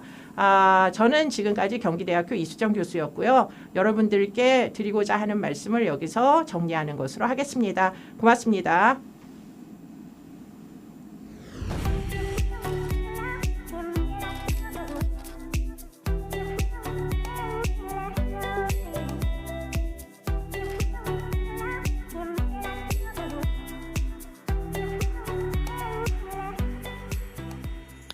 안녕하십니까. 서울경찰청에 근무하고 있는 한정일 경감입니다. 오늘 연사로서 사이버 폭력의 유형과 처벌, 청소년 선도를 중심으로라는 제목으로 강연을 한번 해보고자 합니다. 자, 첫 번째 사례를 보시겠습니다. 얼마 전에 중학교 3학년 여학생이 아파트 8층에서 투신을 했습니다. 경찰은 당시에 단순 변사 사건으로 진행을 했습니다. 근데 나중에 알고 보니까 피해자 휴대폰의 그 단톡방에, 카톡 단톡방에는 인터넷상으로 괴롭히다라는 이제 사이버 불링 징후를 발견을 했습니다. 그래서 당시에 사건은 다 전면 재수사에 들어갔죠. 그때 그 피해 학생의 단톡방에서 발견된 그 모 용어는 많은 커뮤니티에서 안 좋은 극단적인 선택을 하라라는 용어로 쓰이는 그런 단어였습니다. 그 단어의 뜻을 당시의 경찰관도 생활지도 부장님도 그리고 그 친구의 피해 학생의 휴대폰을 들여다본 부모님도 그 용어의 뜻을 알지 못했기 때문에 우리 어른들은 그 친구를 도와주지 못했습니다. 자, 강연자가 얘기하고 있는 이 앞에 이 8가지의 단어들에 대해서 우리 지금 청취하고 계시는 많은 분들은 몇 가지나 알고 계시나요? 이응, 기응, 리을, 이응, 햇배시, 낄끼빠빠, 더럽, 월거지, 정육점, 전거지, 남아공. 자, 저희 경찰은 어느 순간부터 청소년들의 언어를 굉장히 많이 공부하고 있습니다. 왜냐? 그들의 언어를 공부함으로써 해가지고 그들이 정말 원하고 그들만의 방어가 무엇인지, 그들만의 세상에서 왜 보호막을 치고서 이런 용어들을 사용하는지 그 과정이 궁금했고 또 그걸 알아야지만 저희도 수사에 굉장히 많이 도움이 됐기 때문입니다. 이응, 기응, 리을, 리을. 이건 레알이라는 그 친구들의 용어죠. 은어, 속어, 또 신조어가 포함되어 있습니다. 낄 때 끼고 빠질 때 빠져라라는 낄끼빠빠, 더럽, 사랑이라는 신조어죠. 월세 사는 친구들한테는 월거지라고 놀립니다. 남아공, 남아서 공부해라. 이런 용어에 대해서 공부를 해서 그 친구들과 소통이 돼서 조금 더 도와줄 수 있다면 좀 필요하지 않을까라는 차원에서 우리 경찰도 그들의 용어를 공부하고 있습니다. 자, 다음 사례 같은 경우는 매일 아침에 7시만 되면 한 여고생이 어떤 직장인 남성에게 전화를 해가지고 깨워줍니다. 깨움을 받는 그 남성은 점점점 안 좋은 상황을 요구하죠. 애교 있는 목소리로 좀 야한 말을 하면서 나를 좀 깨워주면 안 되겠니? 그런 요구를 하죠. 전화 한 통이면은 2,000원에서 3,000원의 수수료가 지불이 됩니다. 이렇게 아르바이트를 하는 여중생, 여고생들이 우리 주변에는 굉장히 많습니다. 지금 제 강연을 듣고 있는 많은 분들은 저런 게 정말 있어? 정말 이런 게 있을까? 이렇게 말씀하실 수도 있습니다. 그렇게 생각하실 수도 있는데 저처럼 저희 수사기관은 이런 사건을 매일같이 하루도 빠짐없이 접하고 있습니다. 그래서 이런 학생들이 굉장히 많다라는 거, 그리고 야한 음담패설, 깨워주면 나중에는 결국 성매매까지도 이루어지게 됩니다. 이후에 이를 알게 된 주변의 친구들은 SNS상에다가 이걸 또 유포합니다. 그래서 사이버 명예훼손이 되고요. 이 피해자한테 또 한 번의 망신을 주고 모욕을 줍니다. 앞으로 포스트 코로나 시대가 이제 도래함에 따라서 단순한 물리적인 폭력보다는 사이버 폭력이 앞으로는 점점 더 증가할 수밖에 없을 겁니다. 자, 사이버 폭력 피해를 당하고 있는 청소년들의 징후를 한번 보겠습니다. 주변에서 이런 친구들을 접하시게 된다면 이건 조금 심각하게 받아들여야 되겠다라는 생각으로 관심 있게 봐주셨으면 합니다. 휴대폰에 수신음이 울릴 때 깜짝깜짝 놀라는 친구들이 있습니다. 그 친구들은 갑자기 자기한테 어떤 요구사항의 휴대폰 벨 소리라든가 문자 같은 거를 받게 되면 굉장한 불안감을 표현합니다. 표출을 하죠. 또는 학교에 가기를 굉장히 꺼려합니다. 또는 용돈이나 기프트 머니에 대한 소비량이 굉장히 증가를 합니다. 왜냐? 자기를 괴롭히고 있는 친구한테 뭔가를 속된 말로 계속 갖다 줘야지만 본인이 살 수가 있거든요. 본인이 힘들지가 않거든요. 그렇기 때문에 이런 소비량이 굉장히 증가한다는 걸 옆에서 좀 지켜봐 주시면 되고, 그리고 성적이 갑자기 하락을 하게 됩니다. 공부할 수 있는 환경이 될 수가 없겠죠. 또는 전학을 요청하거나 유학을 고민하기도 합니다. 대안학교 갈 생각을 하기도 하고, 검정고시 같은 거를 부모님한테 아빠, 엄마, 나 그냥 학교 안 다니고 검정고시 보면 안 될까? 이런 제안을 하는 친구들도 많습니다. 웃음기를 상실하게 되고 가족과의 대화가 단절됩니다. 그러다가 극단적인 선택을 하는 친구들도 굉장히 우리 주변에는 많습니다. 선도심사위원회라는 이런 제도에 대해서 한번 소개를 해볼까 합니다. 많은 분들이 소년범 사건 같은 경우에 검찰로 송치를 하는 것도 있을 수 있지만 검찰로 송치를 하지 않는다. 자, 법적인 용어가 나오기 때문에 약간 좀 헷갈리실 수 있겠지만 제가 간단하게 요약을 해드리겠습니다. 소년 사건이 만약에 들어오게 되면 그 친구를 이거는 사건이 되지 않겠는데 혐의가 없어. 이거는 죄가 안 돼. 증거도 없고 아무것도 없어. 그랬을 때는 수사를 하지 않고 내사, 그러니까 수사 전 단계를 내사라고 하는데 내사에서 끝내버리는 경우가 있고요. 근데 만약에 중한 사안이다. 15살짜리 아이가 남들이랑 이렇게 친구들이랑 많이 싸웠는데 상대방이 굉장히 많이 다쳤다. 그렇게 되면 입건을 하게 됩니다.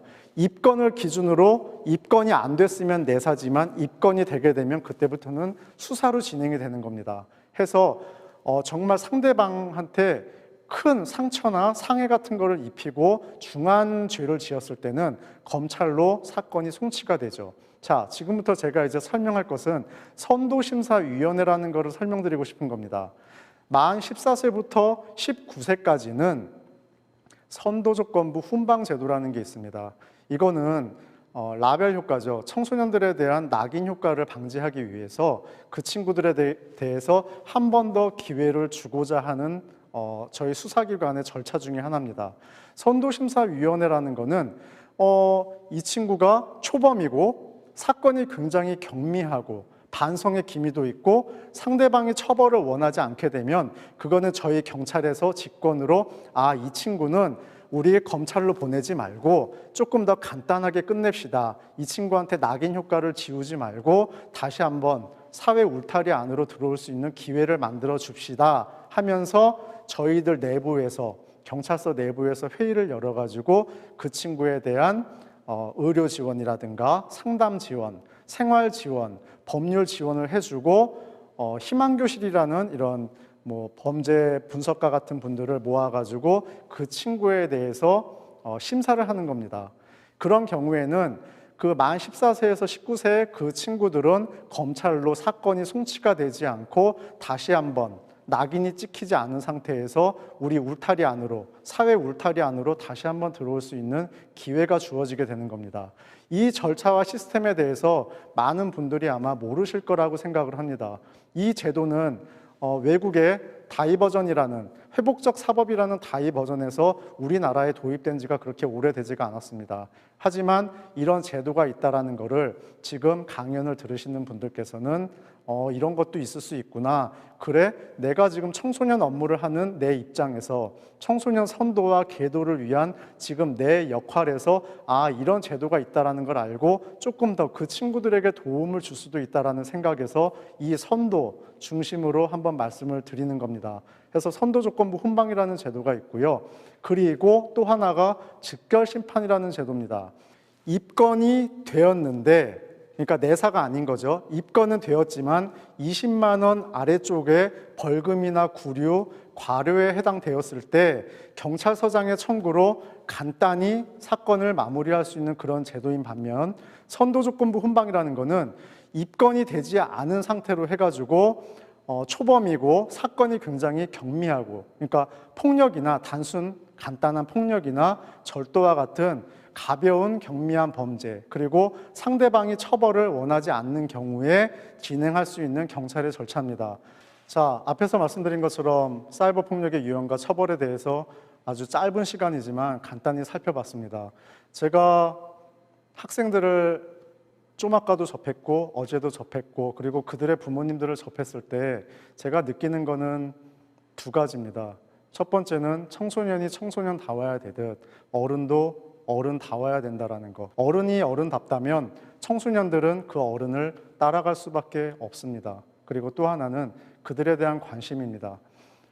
많이 보면 볼수록, 자세히 보면 볼수록 그들이 얼만큼 힘들어하는지, 그리고 그들이 지금 어떤 것으로 힘들어하는지를 찾아낼 수가 있다는 겁니다. 그게 작든 크든 분명히 발견할 수가 있는 게, 그리고 발견할 수 있었던 것이 제 경험입니다. 이상 마치도록 하겠습니다. 고생하셨습니다. 네, 이수정 한정일 연사님 감사합니다. 푸른 코끼리의 관점으로 사이버 폭력을 해결하고 예방하는데 어떤 노력을 해야 하는지 자세히 살펴볼 수 있는 소중한 시간이었습니다. 청소년 사이버 폭력 예방 푸른 코끼리 포럼. 여러분, 외모 지상주의, 싸움 독학 들어보셨죠? 이 웹툰으로 유명한 박태준 작가님이 학창 시절에 겪었던 학교 폭력, 그리고 어른이 되어 겪은 사이버 폭력에 대한 경험담을 들려주신다고 합니다. 작가님, 강연 시작해 주세요.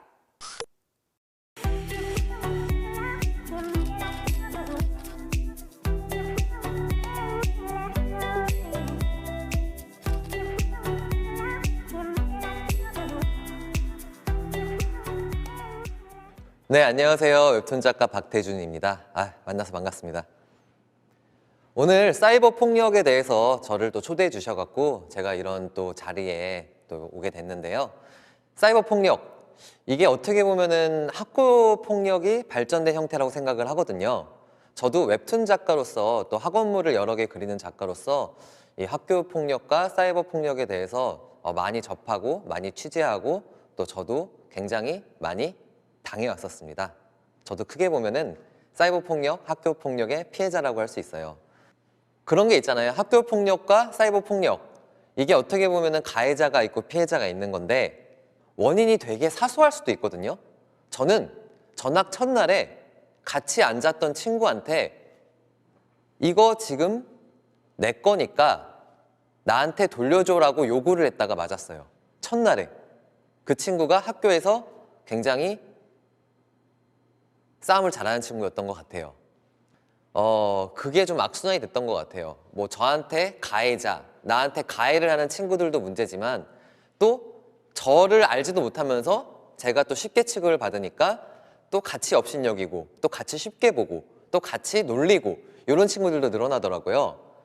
사람이 자존감이라는 게 굉장히 중요하더라고요. 저는 고3 때 나라는 사람을 바꿨기 때문에 그때부터 시작해서 제가 이제 지금 웹툰 작가가 되기까지 엄청나게 사람이 많이 바뀌었다고 생각을 하거든요. 근데 거기에 있어서 굉장히 중요한 요소 중에 하나가 주변 사람들이 나한테 하는 한마디들이에요. 주변에서 나한테 어떻게 얘기를 해주냐, 주변에서 나한테 어떻게 한마디를 하느냐, 이런 것들이 이 나라는 사람을 만들 때 굉장히 큰 영향을 끼치더라고요. 조금 더 시대도 바뀌고 많이 발전된 이제 사회가 됐기 때문에 이렇게 제가 겪었던 원시적인 괴롭힘은 이제 많이 없다고 해요. 그래서 어떻게 보면 다행인데 저는 이게 다행인지 잘 모르겠습니다. 시각적으로는 옛날에 제가 겪었던 원시적인 폭력이 더 강할 수는 있겠지만 지금 이 사이버 폭력은 훨씬 더 진화한, 더욱더 잔혹하고 악독해진 폭력이라고 생각을 합니다. 지금 사이버 폭력은 그런 죄책감조차 옅어지고 책임감조차 사라진 굉장히 못된 폭력입니다. 책임감이 없기 때문에 더 쉽게 접근할 수가 있고 죄책감이 없기 때문에 자기가 얼마나 못된 짓을 하는지 몰라요. 그리고 피해자는 주범과 가해자가 애매모호하기 때문에 훨씬 더 고통받고 답답해하고 작아집니다. 이 사이버 폭력이라는 거는 굉장히 많은 사례가 있더라고요. 제가 인터넷으로 좀 자료만 조사해도 굉장히 많은 사례가 오는데 뭐 많은 분들이 얘기할 것 같은데 뭐 카톡방부터 해가지고 뭐 와이파이 셔틀 아니면 뭐 문화상품권을 강취한다거나 뭐 엄청나게 많은 얘기들이 있는데 이렇게 학교 폭력을 겪으면서 성장한 저도 지금도 상처를 받습니다.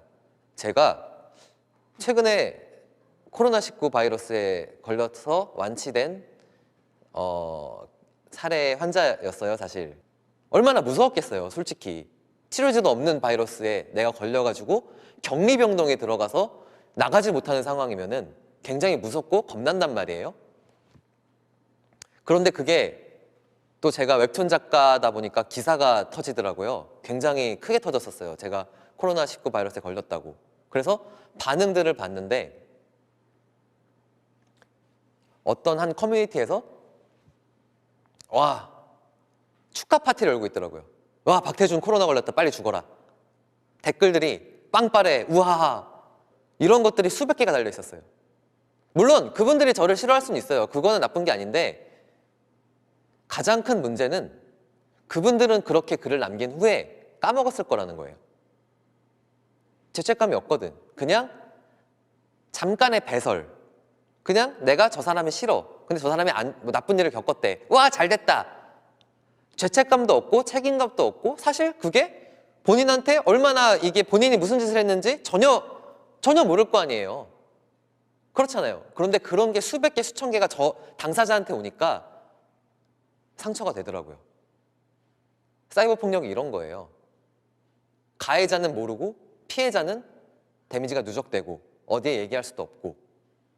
자, 이렇게 여러분들이 다는 댓글, 대사, 뭐 반응, 행동 하나하나가 어떤 이한테는 굉장히 큰 상처가 될 수 있습니다. 저는 초등학교, 중학교, 고등학교를 겪으면서 나를 괴롭혔던 가해자도 가해자였지만은 나를 지켜보던 방관자들, 물론 그분들이 잘못한 건 아니에요. 하지만 그 방관자들이 저한테 가해자가 될 때가 많았어요. 왜냐하면은 쟤는 쟤를 때리고 쟤는 쟤를 괴롭히고 쟤는 가해자. 근데 나는 그냥 괴롭히진 않았으니까 나는 방관자야 라고 하지만 그 친구들도 자기도 모르게 저한테 말 한마디를 쉽게 하고 내 물건을 쉽게 가져가고 또 자기들이 인지하지 못할 정도로 작은 일들을 또 쌓거든요. 돌아봐야 돼요. 당신들은 방관자라고 생각하고 한 발짝 떨어져 있진 않나. 하지만 내가 방관자라고만 생각하고 사실은 나도 모르게 가해를 하고 있지 않나. 여러분, 당신도 모르는 사이에 가해자가 될 수 있습니다. 감사합니다. 네, 작가님 강연 잘 들었습니다. 감사합니다. 사이버상에서 아무 생각 없이 남긴 작은 댓글 하나가 한 사람에게는 평생의 상처가 될 수 있다는 말, 저도 기억하겠습니다. 여러분도 꼭 기억해 주세요. 네, 지금까지는 어른들의 이야기를 많이 들어봤으니까 이제부터는 청소년들의 목소리를 좀 들어볼까 하는데요. 올해 푸른 코끼리가 진행한 사이버 폭력 예방 영상 공모전에서 청소년이 직접 제작한 수상작을 준비했습니다. 함께 보시죠.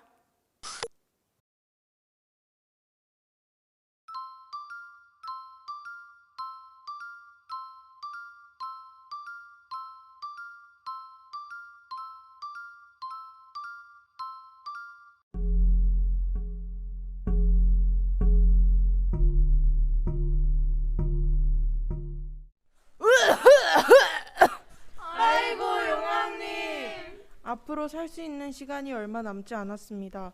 길어야 일주일입니다. 아이고, 어떻게 해야 할까? 우리는 용왕님을 꼭 살려야 해. 어떻게 해야 할까요, 문어 선생? 저희 용왕님은 꼭 살아야 해요. 용왕님을 살리기 위해서는 WH의 피를 가진 이가 있어야 합니다. 워낙 희귀해 구하는 것이 어렵겠지만요. 그렇다면 우선 피를 가진 이를 찾아야겠네. 피를 어떻게 찾을 예정이야? 워낙 희귀해 있을지도 모르겠네. 우선 힘이 닿는 대로 노력해보자고.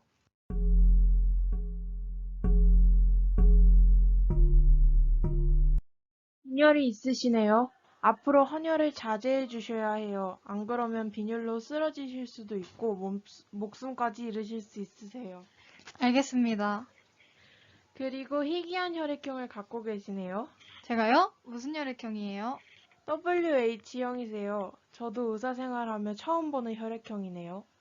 오늘 건강검진했는데 저 완전 희귀한 혈액형이래요. WH형이라고 아시려나? 의사 선생님도 처음 보는 혈액형이라던데. 뭐야? 나도 처음 들어봐. 그런 혈액형이 있었음? 완전 신기하네. 저기 토끼님? 자라님 팬이에요. 감사합니다. 저 부탁 하나만 드려도 될까요? 네, 말씀하세요. 저 용왕님 피가 부족하셔서 편찮으신데 헌혈 좀 해주실 수 있나요? 제가 빈혈이 있어서 많이 못 뽑아요. 얼마 정도 해야 하나요? 1리터 정도요. 그건 안 될 것 같아요. 저 용왕님 편찮으신데 왜 안 되죠? 해주세요. 그만큼 피를 뽑으면 제가 죽을지도 몰라요. 한 번만 부탁드려요. 아주 충신이네요. 전 안 된다고요. 아주 충신이네요. 전 안 된다고요.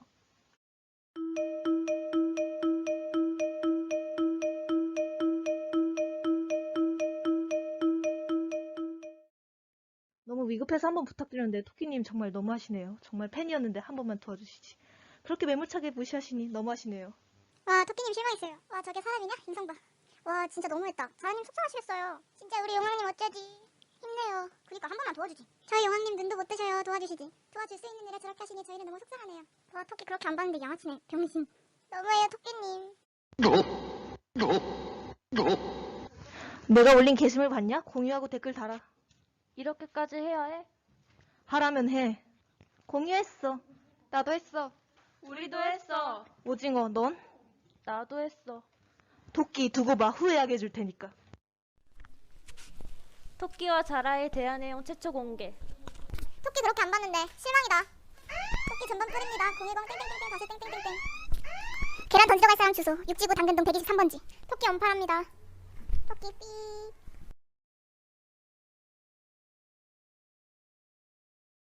죽고 싶어. 난 정말 그런 게 아닌데 아무도 내 말을 믿어주지 않아. 이렇게 사느니 죽는 게 낫겠어.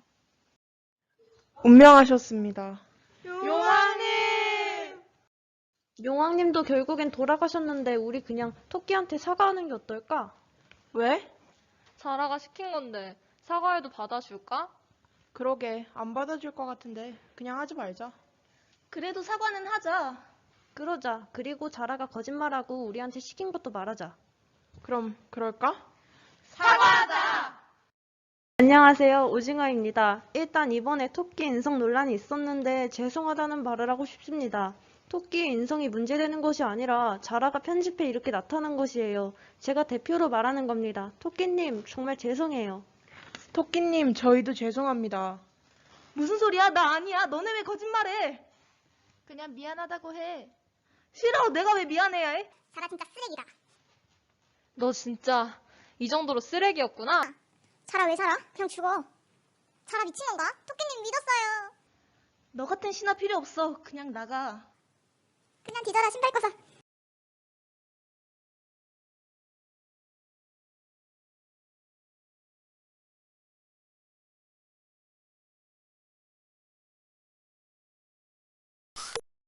와, 사이버 폭력의 위험성을 토끼와 거북이 전래동화로 각색을 했네요. 정말 대단합니다. 앞으로도 푸른 코끼리 청소년들의 영상 작품을 기대해 보도록 하겠습니다. 청소년 사이버 폭력 예방 푸른 코끼리 포럼 벌써 2부 시간이 됐습니다. 2부에서는 사이버 폭력 해결을 위한 방법에는 어떤 것이 있는지, 그리고 사이버 폭력 문제 해결을 위해서 정부와 학교, 기업과 가정, 또 시민은 어떤 준비와 노력을 해야 하는지 함께 논의를 해볼 텐데요. 2부의 마지막인 푸른 코끼리 온택트 대담에서는 유튜브로 남겨주신 댓글들에 직접 또 답변을 해드리는 더 자세한 이야기들이 준비되어 있습니다. 자, 2부의 첫 문은 많은 분들께서 함께 열어주실 예정입니다. 국회에서 사이버 폭력 대응을 위한 법과 시스템을 마련하기 위해 노력해 주시는 국회의원분들, 그리고 학교 폭력으로 자녀를 잃은 슬픔을 극복하고 대한민국 학교 폭력 문제 해결을 위해 푸른나무 재단을 설립하신 사회혁신 기업가 푸른나무 재단 김종기 설립자님, 그리고 푸른나무 재단과 푸른 코끼리의 공식 홍보대사로 활동을 하고 있는 아이돌 AB6 이분들의 축하 메시지로 2부 시작하겠습니다. 2020 청소년 사이버 폭력 온라인 포럼 개최를 진심으로 축하드립니다. 축하드립니다. 진심으로 축하합니다.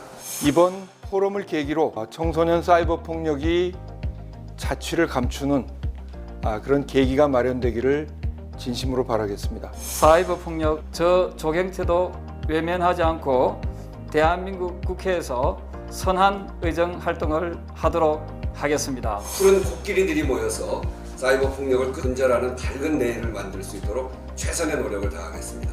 이번 포럼을 통해서 청소년 사이버 폭력의 심각성과 해결 방안이 널리 알려지길 바랍니다.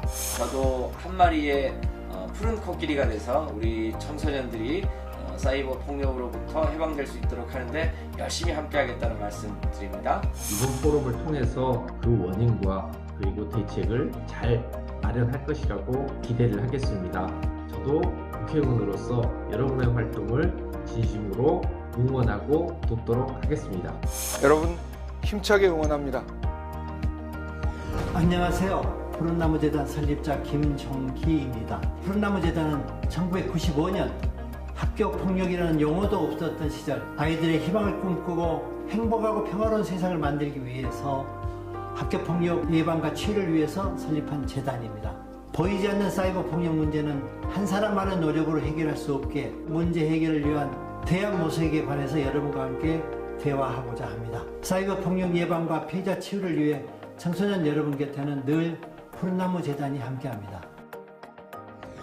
안녕하세요. 푸른나무재단 푸른코끼리 홍보대사 AB6입니다. 청소년 사이버 폭력 온라인 포럼 푸른코끼리 사이버 정글 속 온택트를 제안하다의 개최를 축하합니다. 청소년 사이버 폭력의 예방과 근절을 위해 많은 분들이 함께해 주신다니 앞으로의 변화가 기대됩니다. 저 박우진도, 저 이대휘도 청소년이 사이버 폭력으로부터 안전한 세상을 만드는 데 함께하겠습니다.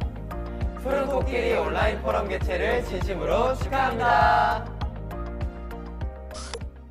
청소년 사이버 폭력 예방 푸른 코끼리 포럼 개최를 축하해 주신 모든 분들께 다시 한번 진심으로 감사의 말씀을 전합니다.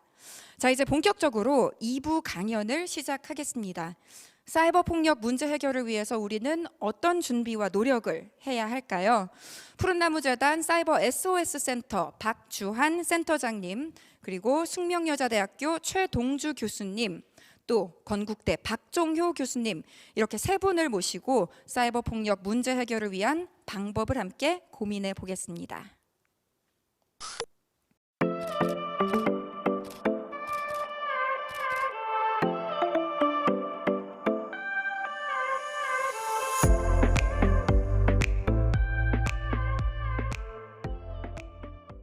안녕하세요. 푸른나무재단 사이버 SOS 센터장 박주환입니다. 드넓은 정글에 있는 코끼리를 한번 상상해 볼까요? 아마 코끼리는 무리를 지어 생활하고 덩치가 큰 코끼리가 작은 코끼리를 감싸는 모습을 떠올리실 수 있을 겁니다. 푸른 코끼리는 평온과 안정을 상징하는 푸른색과 무리를 지어 생활하고 맹수의 위협으로부터 서로를 지키는 코끼리를 결합하여 탄생한 캐릭터입니다.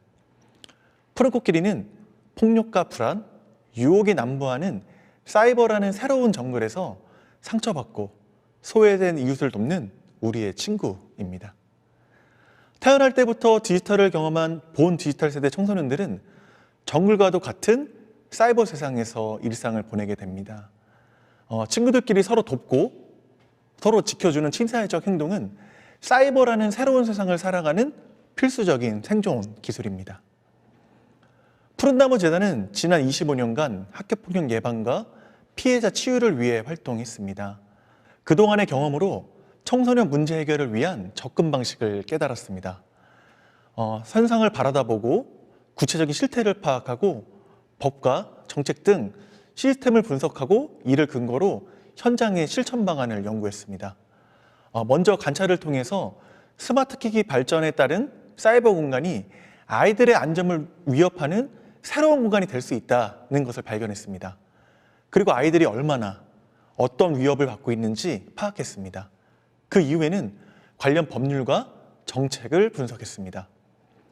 2019년 정보통신정책연구원의 어린이와 청소년의 휴대폰 보유 및 이용 형태 분석 리포트에 따르면 2018년도 기준으로 해서 초등학교 저학년 37.8%, 초등학교 고학년 81.2%, 중학생 95.9%, 고등학생 95.2%가 휴대폰을 가지고 있는 것으로 나타났습니다. 청소년 스마트폰 보급률이 90%에 육박한다는 것을 알 수 있는 대목입니다. 더구나 코로나 사태 이후에는 스마트폰을 기반한 시스템이 안전하다는 것을 더욱 체감하고 있습니다. 앞서 강연해 주신 최재봉 교수님의 저서 포노 사피엔스 코드 체인지 9에서는 코로나 사태 이후에 금융, 방송, 유통, 일자리, 교육, 의식주 등 다양한 분야에서 스마트폰 기반의 문명이 더욱 앞당겨지고 있다고 말하고 있습니다. 특히 1995년도 이후에 태어난 Z세대 아이들은 유튜브를 통해 검색하고 공부하고 이 플랫폼을 통해서 최고의 컨텐츠를 소비하고 있다고 말합니다. 더 좋은 교육 컨텐츠를 선택하는 것은 당연한 생존의 본능이기 때문입니다. 이와 같은 상황에서 아이들에게 스마트폰을 사용하지 말라고 과연 말할 수 있을까요? 저는 거의 불가능에 가깝다고 생각을 합니다.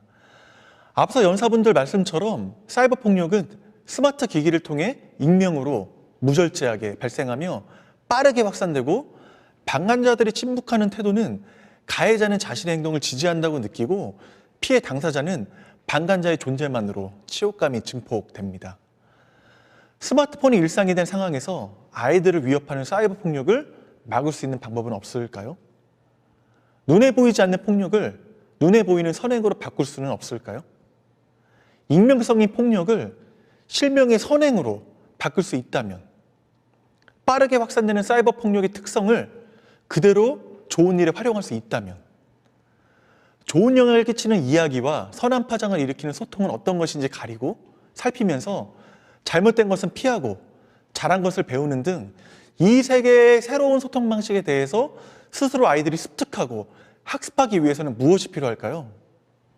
우리의 결론은 선한 행동, 즉 사람들이 함께 모여 살 때 서로의 이득을 위해서 다른 사람을 돕는 친사회적 행동이 아이들의 뉴 노멀, 새로운 규칙으로 자리 잡게 하는 것입니다. 새로운 규칙과 문화가 되기 위해서 세 가지 방법으로 접근하고자 합니다. 첫 번째는 교육입니다. 정직, 약속, 용서, 책임, 배려, 소유의 친사회적 행동 등문 6가지를 주제로 해서 학교로 찾아가는 교육을 통해 학교 현장의 정의로운 문화, 비폭력 문화를 확산하고자 합니다. 아이들은 사전교육을 통해서 사이버 폭력에 대해 이해하고 대처를 학습하고 현장 교육에서는 재미와 흥미를 유발하는 팀 단위 체험 활동을 통해서 정약용 측배소의 6가지 실천 덕목을 익히며 친사회적 행동에 대해서 신념을 갖게 됩니다. 사후 교육에서는 지금까지 학습했던 내용을 가정에서 부모님과 실천함으로써 선하고 도덕적인 행동을 표출하게 됩니다. 두 번째는 사이버 폭력에 대한 진단입니다. 학급에서 만약에 사이버 폭력이 존재한다면 아이들이 개인적인 심리적 문제인 것인지, 가정의 문제인지, 학급 안에서의 또래 관계의 문제인지, 또는 학교 풍토, 지역사회 영향인 것인지를 분석해서 학급 단위로 최적의 솔루션을 제공해 드리고자 합니다.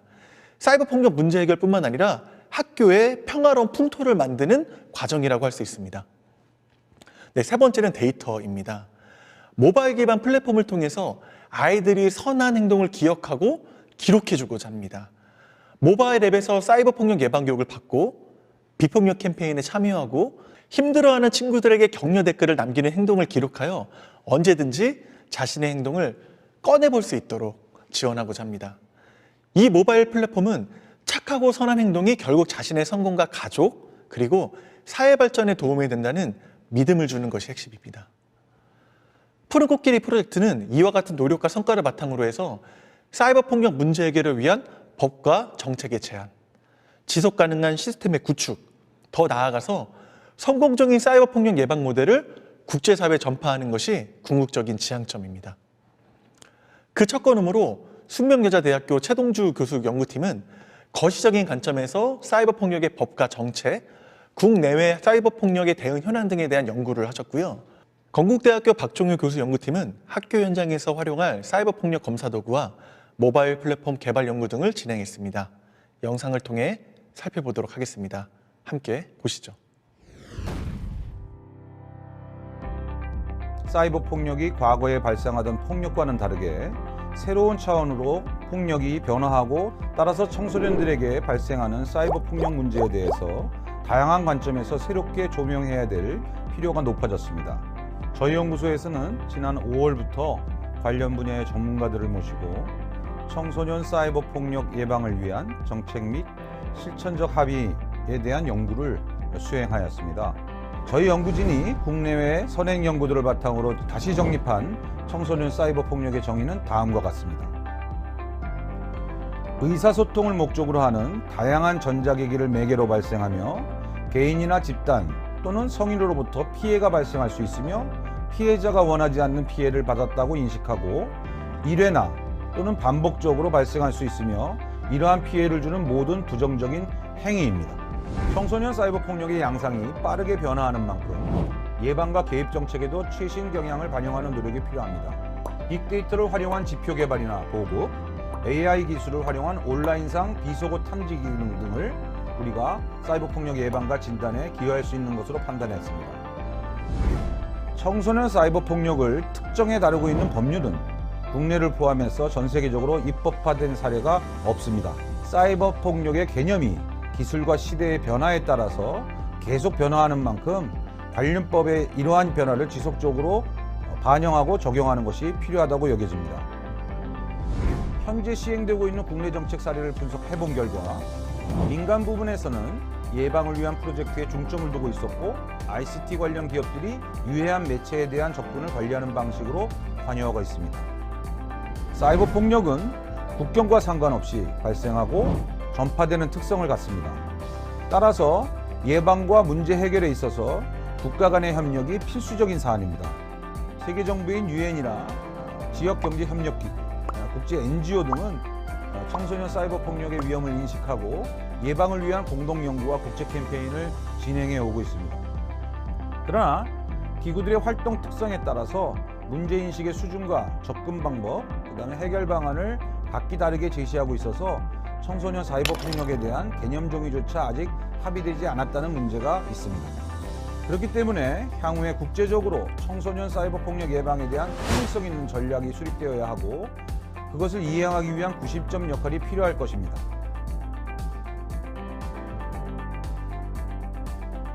예방과 중재사업 분야에 있어서는 빅데이터와 AI 기술을 활용해서 비대면 방식의 예방과 지원 활동의 효과를 높일 수 있을 것입니다. 열린 교육 자원을 공유해서 자발적인 선순환적 교육 체계를 구축하는 방안이 필요합니다. 이와 더불어서 근거에 기반한 예방 프로그램들을 개발해서 비폭력 문화를 확산하는 노력도 중요한 전략이 될 수 있을 것입니다.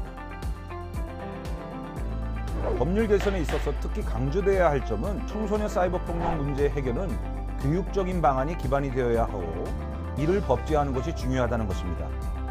마지막 정책 제언은 국제적인 협력을 구축하기 위한 방안입니다.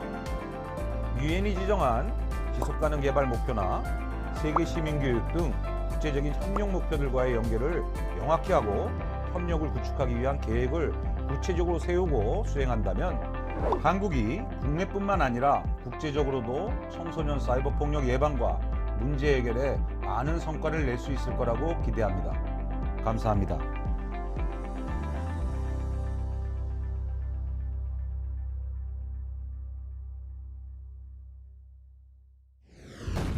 지금 나는, 나의 친구는, 나의 가족은 과연 사이버 폭력에서 안전할까요?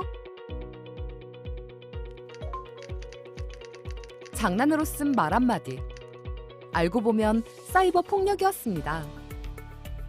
실제로 많은 사람들이 사이버 폭력에 노출되어 있으나 어떻게 대처해야 할지, 도움을 청해야 할지, 심지어는 내가 한 행동이 사이버 폭력인지 알지 못해 예방과 해결이 어려운 상황이죠. 요즘 최근에 사이버 폭력이 굉장히 많아지면서 정확하게 사이버 폭력을 진단하고 측정하는 그런 검사 도구가 필요해졌습니다. 이러한 목적 때문에 저희 푸른나무 재단과 건국대학교는 사이버 폭력 검사 도구를 개발하게 되었습니다. 학생들의 자기보고와 또래증명뿐 아니라 부모님과 선생님이 함께하는 그런 검사라는 점에서 굉장히 의미 있다라고 생각이 듭니다. 피해는 누가 보고 있는지, 또 가해 행동은 누가 하고 있는지, 또래 학생들이 지명한 정보가 이름의 크기로 반영이 됩니다. 검사 도구는 사이버 폭력에 관한 학생들의 여러 가지 심리 특성뿐만 아니라 학급에서의 위험 요인과 보호 요인을 함께 알아볼 수가 있습니다. 더불어서 선생님과 학부모님들의 정보를 기반으로 해서 정확한 예방 교육의 내용을 구성할 뿐만 아니라 선생님들이 바로 학급에서 학생들과 함께 어떤 걸 해야 할지, 또 어떻게 해야 할지를 알려드리는 컨설팅의 그런 정보를 드린다는 점에 있어서도 상당히 유용하리라 생각이 됩니다.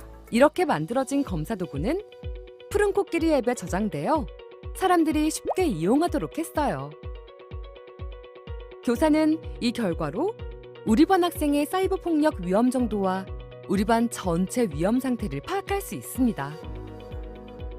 이를 통해 사이버 폭력 문제에 정확하게 대처하고 꼭 필요한 도움을 줄 수 있는 것이지요.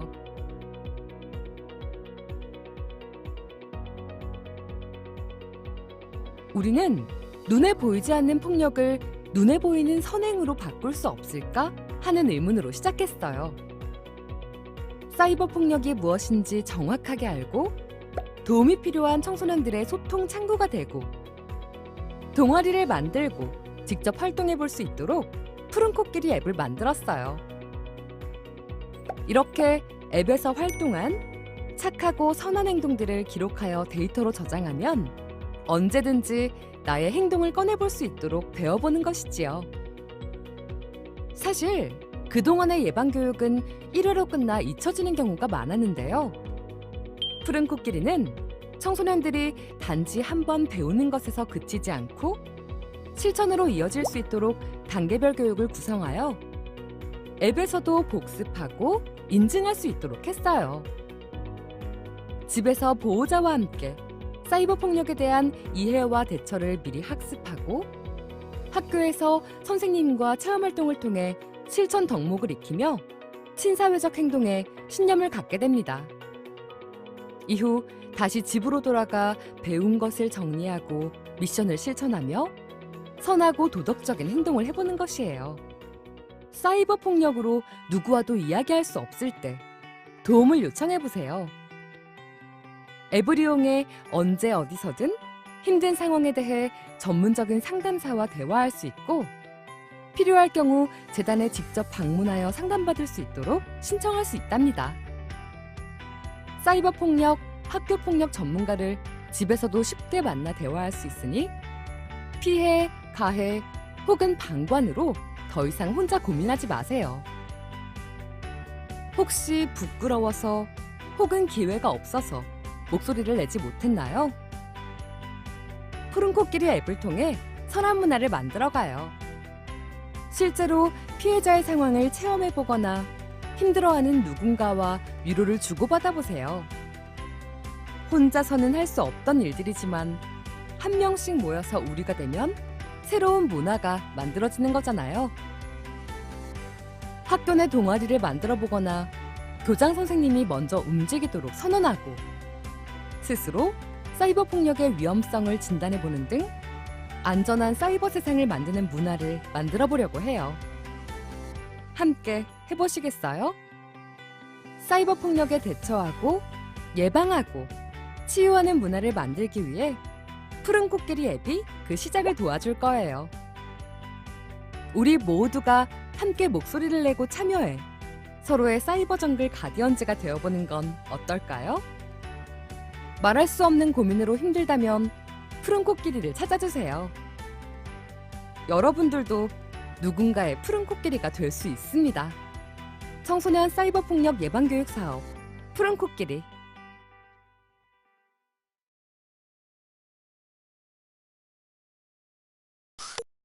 네, 세 분의 강연 감사합니다.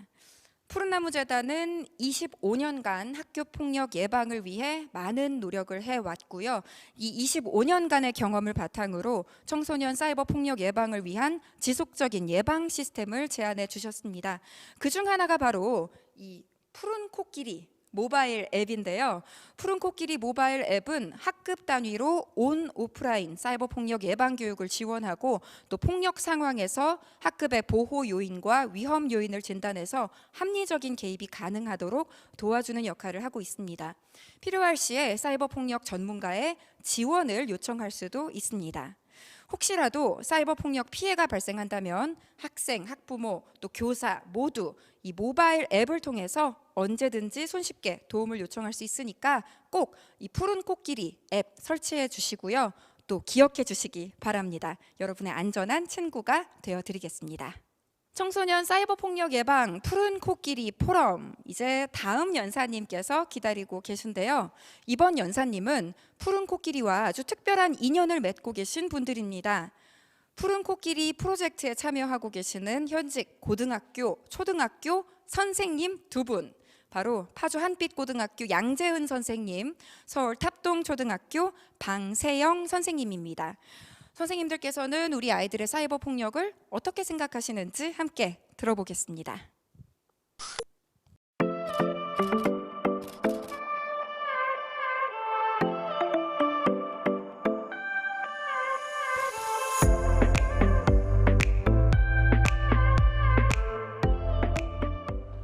멋진 소개 감사드립니다. 안녕하세요. 파주 한빛고등학교에서 영어를 담당하고 있는 교사 양재은이라고 합니다. 영어 교사의 역할과 더불어서 저는 국제교류 교육활동을 담당하고 있습니다. 저와 함께하는 아이들이 세계 시민으로서 성장할 수 있도록 다양한 활동들을 기획하고 진행하고 있으며, 특히 이네코라는 이름을 갖고 있는 국제교류협력반의 지도교사로서 동아리 학생들과 함께 푸른 코끼리 지지크루에 참여하고 있습니다. 푸른나무재단의 푸른 코끼리 포럼에 참가하며 나의 교직 생활과 함께했던 아이들의 상처를 새삼 생각해보게 되었고, 그 아이들의 상처를 보듬어주는 역할이었는지 아니면 오히려 그 상처를 더욱 아리게 만들지는 않았는지 생각해보게 되었습니다. 제가 근무했던 곳은 전체 학생 수가 50여 명 안팎의 소규모 학교였습니다. 처음 그곳에 부임할 때는 학급 구성원들이 10명 안팎이라는 것을 알게 되어 단 한 명의 아이도 포기하지 않는 완전 학습을 이룰 수 있을 것이라는 부푼 꿈을 지녔었습니다. 영어로 인해 학교 생활을 힘들어하는 학생들을 너무나 많이 봐왔었기 때문에 중학교에서 만나는 인연들에게 영어의 기초를 확실히 만들어줘야겠다, 그런 의지와 열정을 갖고 있었죠. 그러나 언제나 그렇듯 이상과 현실은 많이 달랐습니다. 학업에 흥미가 없는 두세 명의 학생들이 만들어내는 분위기가 10명으로 구성된 학급 전체를 지배했습니다. 그리고 초등학교 때부터 만들어오던 아이들의 위계서열이 있었습니다. 마침 위계서열의 1, 2위에 해당하는 아이들이 학업 분위기를 저해하는 역할을 담당했었고, 영어교과 교사이자 담임교사였던 저는 학업과 생활 모든 면에서 주도권을 상실하기 시작했습니다. 학업의 기초 확립 또는 배려와 나눔의 학급 분위기 형성을 꿈꿔왔던 저에게 저의 이상은 하루하루 당면과제를 해결하는 데 소비될 뿐이었습니다. 여름방학이 지났습니다. 서열 1위와 2위 학생이 거의 공동 지배하던 1학기는 방학을 기점으로 서열의 순위가 바뀌었습니다. 서열이 바뀐 것에 그친 것이 아니라 서열 1위였던 학생이 서열 2위가 주도하는 따돌림을 당하는 그러한 형국이 되어버렸습니다. 다행히 학교라는 물리적 공간에서는 그 갈등과 반목이 물리적 충돌로 나타나지는 않았습니다. 그러나 문제는 사이버 공간이었습니다. 학교라는 공간에서는 비교적 얌전했던 아이들이 학교 후 펼치는 사이버 공간에서의 다툼은 마치 전쟁과도 같았습니다.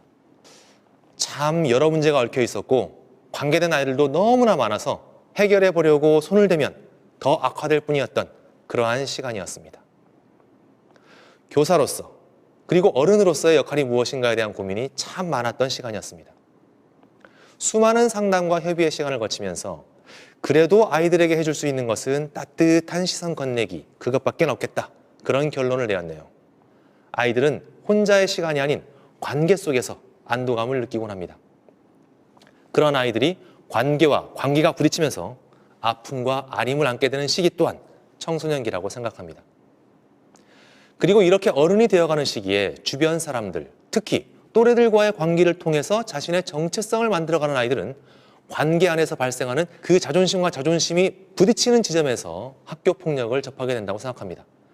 가출, 등교 거부, 자해 등의 다양한 자기 학대의 모습을 보여준 이 학생들의 공통점은 자신을 사랑하는 마음이 부족했다는 것이었습니다.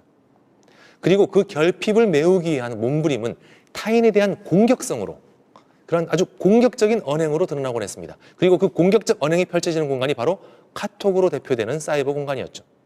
그 공간에 사랑은 존재하지 않았고 옳고 그름에 대한 문제도 존재하지 않았습니다. 자존감이 자라날 수 있는 공간, 자신을 사랑하는 마음이 자라날 수 있는 그런 공간은 아니었죠. 푸른나무 재단과는 2018년 말부터 인연을 맺었습니다. 그리고 청소년 폭력 예방이라는 가치를 함께 만들어왔죠. 국제교류협력반과 청소년 폭력 예방, 특히 사이버 폭력 예방이라는 가치와의 상관관계에 대해서 물음표를 가지신 분들이 많을 것이라 생각합니다. 인사를 드리면서 말씀드렸듯이 학교에서의 제 역할은 국제교류 교육활동입니다. 그리고 한빛 이네코라는 별칭으로 불리는 국제교류협력반의 지도교사이기도 하죠. 흔히 국제교류라는 말을 떠올리면 다른 언어를 쓰는 사람들 간의 의사소통 혹은 서로 다른 문화의 상호교류 등을 떠올리곤 합니다. 언어의 교류, 문화의 교류 등에 머물러 있곤 하죠. 하지만 저는 이 국제교류라는 것이 이 수준에 머물러서는 안 된다고 생각했습니다. 다름에 대한 이해를 기반으로 하는 소통이 국제교류이며 그리고 이 소통이 지향해야 할 바를 가치교류에서 찾고자 했습니다. 그래서 저는 제가 재직하고 있는 학교의 국제교류 교육활동의 가치를 인류 보편적 가치의 공유와 나눔을 통한 인류 공영애의 기여라는 다소 거창한 외침에 담으려 했습니다. 그리고 이 외침은 학생들의 자기주도적 기획으로 출발했습니다. 위안부 피해자 할머니들에 대한 이야기를 담은 책자와 이에 대한 사실적 정보를 담은 영상을 제작한 후 세계 여러 학교들과 교육기관들에 전하는 활동을 기획하고 전개했습니다. 무엇보다 전쟁 폭력의 희생자이신 할머니들의 삶을 통해 사랑, 평화, 정의의 인류 보편적 가치를 전 세계인들과 공유하면서 가치의 교류로서의 국제교류 협력 활동의 모델을 제시하려 했었고, 이후 세계공감 프로젝트라는 이름으로 국제교류 협력반 학생들은 비폭력에 대한 가치를 세계인들과 함께 나누고자 하는 국제교류 협력의 틀을 만들었습니다. 일본 제국주의의 만행을 고발하는 데 그치는 것이 아니라 이러한 과거의 비극이 되풀이되지 않을 수 있도록 올바른 가치를 공유하고 이를 보다 많은 이들과 나눌 수 있어야 한다고 생각했습니다. 그리고 사랑, 평화, 정의의 가치에 자아 존중의 가치를 더하면서 자아의 정립이 흔들릴 수 있는 10대 청소년기의 평화에 대해 생각해봤습니다. 그러나 질풍노도의 시기에 발생할 수 있는 무너진 자존감과 이를 회복하기 위한 각자의 자존심의 내세움은 현대를 살아가는 10대들에게 또 다른 전쟁을 겪도록 하고 있습니다. 코로나19 시대입니다. 그리고 이 시대의 큰 특징이라 할 수 있는 것이 바로 타인과의 면대면 상호작용의 시간과 공간이 점점 줄어들고 있다는 점입니다.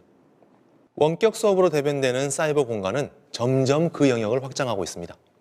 자신에 대한 정체성 수립을 타인과의 건전한 상호작용을 통해서 만들어가야 할 청소년들의 관계의 나눔 시간이 점점 줄어들고 있습니다. 관계와 관계 속에서 맞닥뜨릴 수 있는 시간에는 분명 아픔도 존재하지만 그 시간을 이겨내는 힘을 키울 수 있는 그러한 관계와 관계, 그 시간이 점점 줄어들고 있다는 것 결코 작지 않은 문제입니다. 항상 옆에 있는 이의 말과 글이 아이들에게 따뜻함이 될 수 있기를 바라면서 그리고 그들의 말과 글을 통해서 아이들의 생각이 보다 더 따뜻해지고 그래서 그 아이들의 행동이 협력과 배려의 온기를 품을 수 있기를 바라면서 한빛고등학교 국제교류협력반 한빛 이네코 학생들이 이 푸른나무 재단과 함께 학교 폭력 예방 메시지를 담은 캘린더를 제작했습니다. 따뜻함이 일상이 될 수 있기를 바라면서 그리고 타인에게 착함을 유지할 수 있는 마음이 곧 나를 사랑할 수 있는 마음임을 알게 되는 그리고 그 나를 사랑하는 마음이 바로 강함을 만들 수 있음을 깨달을 수 있는 그런 시간을 기대합니다. 그리고 이런 강한 마음과 마음들이 모여서 강한 마음의 연대를 이루었으면 좋겠습니다. 그래서 다양한 문화적 배경을 갖고 있는 세계의 많은 친구들과 자아 존중, 타인 배려의 가치에 대해서 함께 생각할 수 있는 그러한 기회를 만들어 가려 합니다.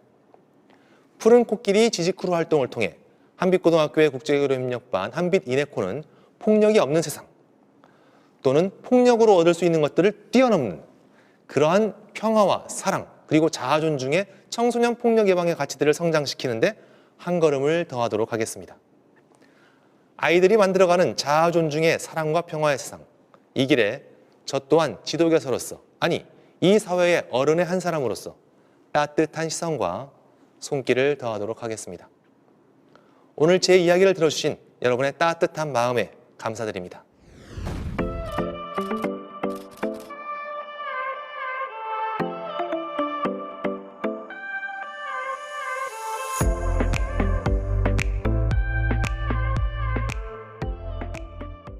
안녕하세요. 저는 서울 탑동초 교사 방세영입니다. 먼저 몇 가지 질문으로 시작해 보려고 합니다. 여러분은 혐오 표현에 대해 알고 계시나요? 혐오 표현하면 어떤 것들이 떠오르시나요? 혐오 표현은 폭력일까요? 여러분이 평소 사이버상에서 사용하는 언어 속에 혐오 표현은 존재하나요? 혹은 나는 혐오 발언을 하지 않지만 우리 사회의 혐오 표현은 좀 문제가 있는 것 같나요? 아마도 많은 분들은 이렇게 대답하실 것 같습니다. 혐오 표현 잘 알죠. 땡땡춤, 짱땡, 니땡땡, 애등 이런 게 혐오 표현이죠. 당연히 혐오 표현은 폭력이죠. 그래서 저는 혐오 표현 하지 않아요. 하지만 우리 사회의 혐오 표현은 그 수위가 매우 심각한 것 같아요 라고요. 근래에 대중의 관심을 받았던 선량한 차별주의자라는 책을 많이들 아실 텐데요. 저는 이 책의 제목을 살짝 바꿔서 이렇게 말해보고 싶습니다. 어쩌면 우리는 모두 선량한 혐오 발언자라고요. 아우, 나는 혐오 발언하는 그런 사람 아니에요. 에이, 혹시라도 내가 그런 발언했다면 실수죠. 나는 상대를 비하하거나 무시하려는 의도가 전혀 없었어요. 라고 말하는 우리 주변의 선량한 혐오 발언자들은 얼마나 많을까요? 사실 저도 그중 한 사람입니다. 올해 저는 6학년 학생들과 인권을 주제로 수업을 하던 중 혐오 표현과 인권이라는 주제를 다루게 되었고 학생들이 사용하는 혐오 표현에 대해 알아보기 시작했습니다. 그런데 놀랍게도 학생들은 혐오 표현을 일상적으로 재미삼아 사용하고 있었습니다. 그래서 제가 물었습니다.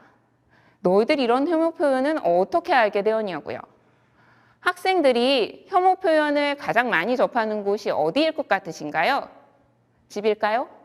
아닙니다. 바로 SNS에서입니다. 그렇다면 학생들이 혐오 표현을 가장 많이 사용하는 것은 어디일까요? 네, 이젠 다들 아시겠죠? 역시 SNS입니다. 실제로 우리 사회 전반을 살펴보면 미디어를 사용하는 연령층이 낮아지고 있고 사이버상에서 보내는 여가 시간이 점점 증가하고 있습니다. 사이버 게임을 하는 연령층도 다양해지고 이제 사이버 게임은 누구나 하는 그런 흔한 취미가 되어버린 것도 같습니다. 또 대다수 어린 학생들의 장래 희망은 구독자가 많은 유튜버라죠. 더구나 올해는 코로나19 전염병으로 인해 원격 수업이 늘고 대면의 기회가 줄어든 만큼 SNS상에 머무는 시간이 길어지면서 사이버 폭력이 그중에서도 사이버 언어 폭력이 많이 증가했다고 합니다. 앞에서 말한 혐오 표현 및 혐오 발언들이 이 사이버 언어 폭력에 해당하는 것이죠. 이런 상황에서 우리는 무엇을 해야 할까요? 우리는 무엇을 할 수 있을까요? 휴대폰 사용 연령 제한법을 만들고 학생들 손에서 게임기를 뺏고 집안의 컴퓨터 전원을 뽑으면 해결될까요? 언뜻 보면 빠른 해법인 것 같지만 이것이 근본적인 해결책이 될 수 없다는 것을 우리 모두는 알고 있습니다. 다시 조금 더 근본으로 돌아가서 이렇게 질문해 보고 싶습니다. 오늘날의 사이버 언어 폭력, 사이버 혐오 발언은 어느 순간 갑자기 생겨난 것일까요? 아니면 이것을 가능하게 했던 어떤 익숙한 문화가 우리에게 있는 것일까요? 저는 후자라고 생각합니다. 강자가 약자를 지배하는 힘의 문화, 강자가 되어야만 살아남을 수 있는 문화, 힘을 과시하기 위해 사용되는 차별과 비난의 문화, 욕설과 폭력이 난무하는 대중문화 속에서 우리는 성장했고 배웠고 살아가고 있습니다. 이러한 문화가 사회 곳곳에 존재하는 한 폭력은 사라지지 않을 것입니다. 따라서 문화를 바꾸기 위해 노력하지 않으면 우리가 꿈꾸는 안전한 세상으로의 변화는 불가능합니다. 그런데 문화는 어떻게 바꿀 수 있을까요? 그것은 바로 교육이라고 생각합니다. 그럼 이제 교육, 특히 예방교육과 관련하여 이야기를 나눠보도록 하겠습니다. 예방교육의 목적과 필요성을 두 가지로 나눠서 생각해 볼 수 있습니다. 첫째, 인지하기입니다. 학생들과 혐오 표현 및 사이버 폭력을 주제로 이야기를 나누어 보니 학생들은 대략 세 가지 유형으로 분류가 되었습니다. 하나는 혐오 표현이 폭력인지 인지하지 못한 채 사용하는 유형. 다른 하나는 혐오 표현이 폭력인지는 알지만 사이버 공간 안에서 많은 사람들이 사용하므로 유행어처럼 사용해도 큰 문제가 없다고 생각하는 유형입니다.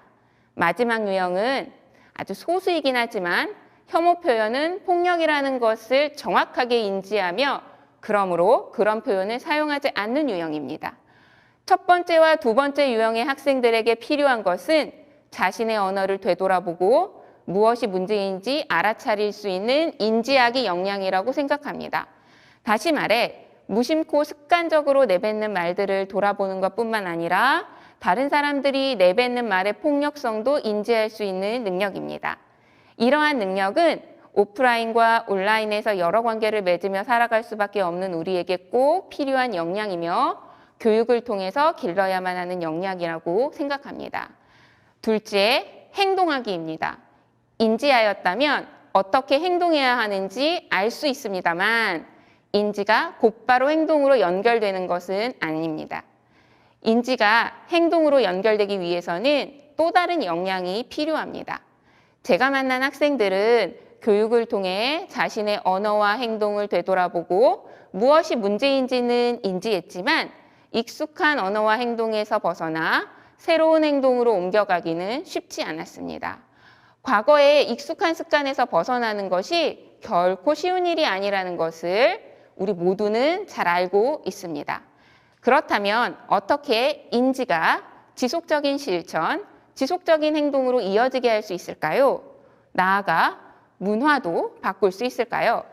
저는 함께 연대하여 행동하기를 제안하고 싶습니다. 함께 연대하여 행동하기를 경험한 학생들은 그렇지 않은 학생들에 비해 보다 지속적인 실천을 할 수 있습니다. 제가 학생들과 수업했던 경험을 예로 들어 말씀드리면 혐오 표현을 사용하지 않는 문화를 만들기 위해서 학생들과 혐오 표현을 대신할 수 있는 대체 표현을 적극적으로 만들어 사용해 보았습니다. 처음에는 많이 어색해했지만 시간이 지날수록 대체 표현을 사용하는 학생들이 증가하였습니다. 우한 폐렴 대신 코로나19, 깜깜이 환자 대신 감염 경로 불투명 환자 등이 그 예입니다. 이런 변화가 저는 교육의 힘이라고 생각합니다. 교사인 저에게 교육을 통해 인지와 행동하기를 연결하는 작업은 여전히 쉽지 않은 과제입니다. 하지만 푸른 코끼리에서 진행하는 사업이 저의 과제를 해결하는 데 도움이 되었습니다.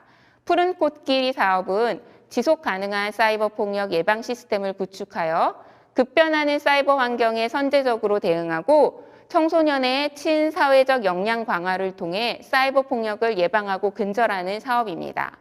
6가지 친사회적 능력은 자신의 일상에서 그 능력을 지속적으로 실천하고 나아가 인지하기와 행동하기를 연결하는 데 도움이 되는 방법이라고 생각합니다. 마지막으로 우리가 관심을 가지고 추진하고 있는 이 모든 교육이 피해자 예방 교육이 아닌 가해자 예방 교육으로 거듭나길 바랍니다. 피해자가 되지 않기 위해서 교육을 받는 것이 아니라 가해자가 되지 않기 위해 교육을 받는 것으로 무게중심이 옮겨가길 바랍니다.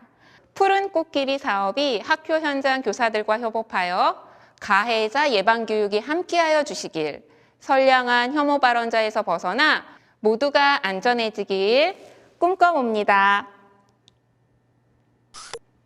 네, 양재은, 방세영 선생님의 강의 감사합니다. 학교 현장에서 아이들을 직접 만나는 선생님들께서 바라본 이 사이버 폭력 예방을 위한 실천 방안이었습니다. 세상은 기업의 혁신과 창조적 파괴를 통해 빠르게 변화하고 있습니다.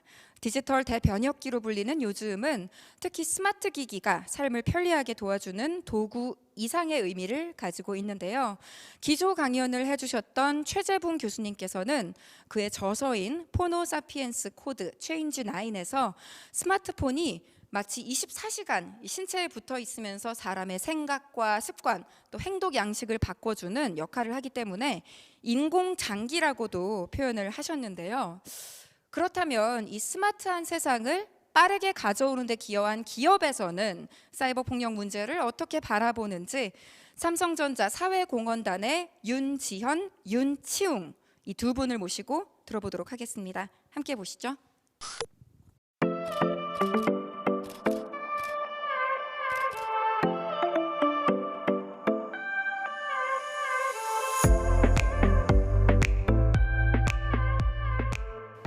안녕하세요. 삼성전자 사회공헌단의 윤지연, 윤치웅입니다. 사이버 폭력은 청소년과 성인 모두에게 위협이 되고 있습니다. 특히 자라나는 청소년들에게 사이버 폭력은 더 큰 위험이 되고 있죠. 2019년 방송통신위원회에서 조사한 사이버 폭력 실태 결과에 따르면 국내 청소년 3명 중 1명은 사이버 폭력을 경험했다고 합니다.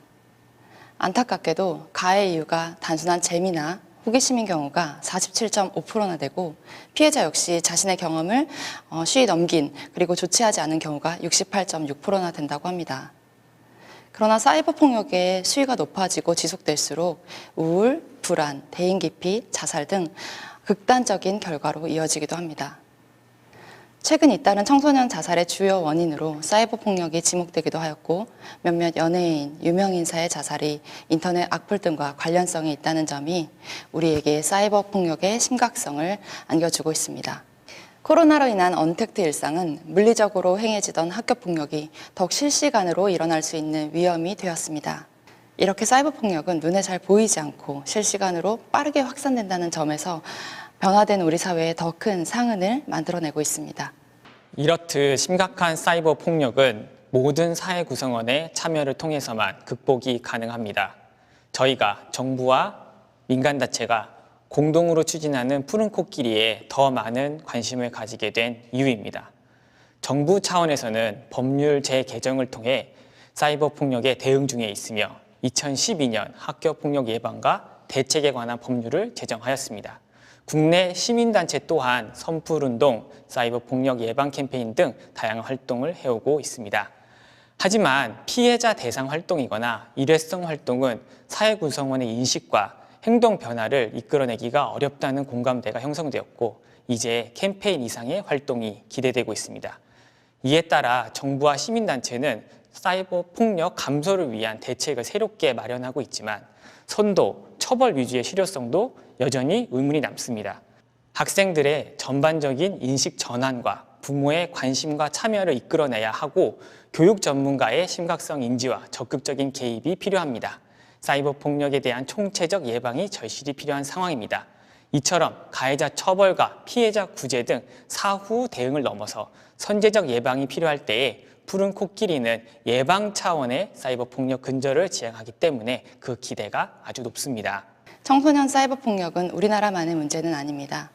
사이버 폭력에 대한 위험은 전 세계 모든 청소년들에게 노출되어 있고 이를 정상화하려는 노력은 각국의 공공기관과 민간이 함께 하고 있습니다.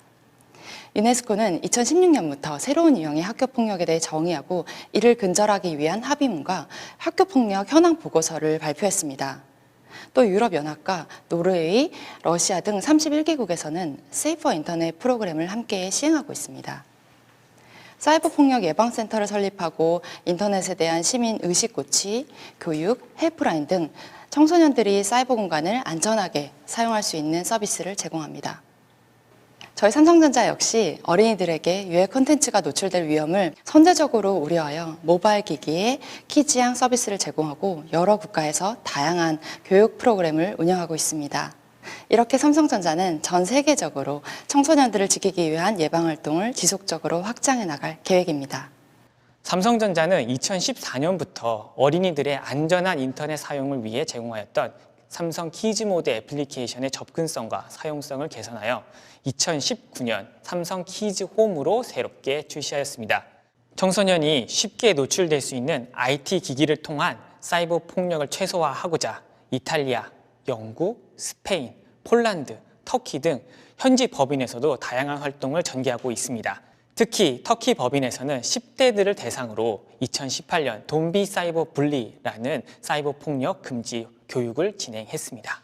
사이버 폭력 방지 홍보 자료를 서비스 센터와 매장의 디지털 화면에 게시하고 임직원들이 터키 학생들에게 멘토링을 제공하고 있습니다.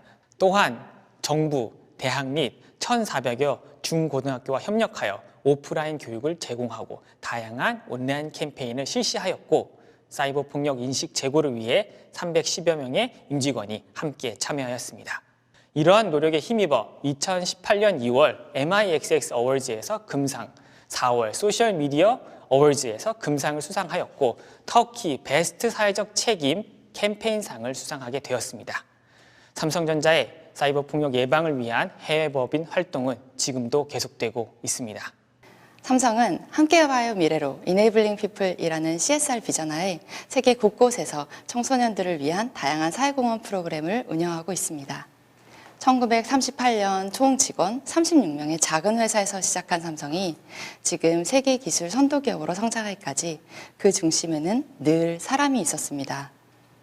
이러한 인재 육성의 경험을 살려 기술의 역량은 물론 창의성, 호기심, 공감 능력 같은 다양한 역량을 키울 수 있도록 지원하겠습니다. 우리는 청소년들에게 놀라운 잠재력이 있다는 것을 알고 있습니다. 때문에 청소년들의 잠재력을 깨우고 성장시키는 데 적극적으로 지원하고 이를 통해 미래 세상의 주인인 청소년들이 더 나은 미래를 이끌어나길 기대합니다.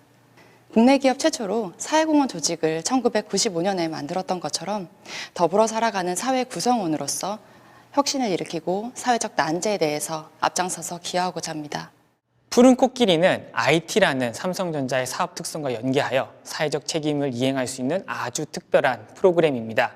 사이버 폭력의 주된 매체가 스마트폰임을 감안한다면 스마트폰 제조사가 스스로 진정성 있게 잠재적인 사회적 책임을 이행한다는 의미도 아주 큽니다.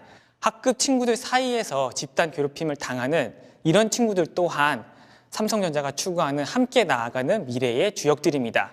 그들이 겪고 있는 괴롭힘에 대해 공감하고 타인에 대한 존중의 가치를 함께 지속적으로 알리도록 하겠습니다.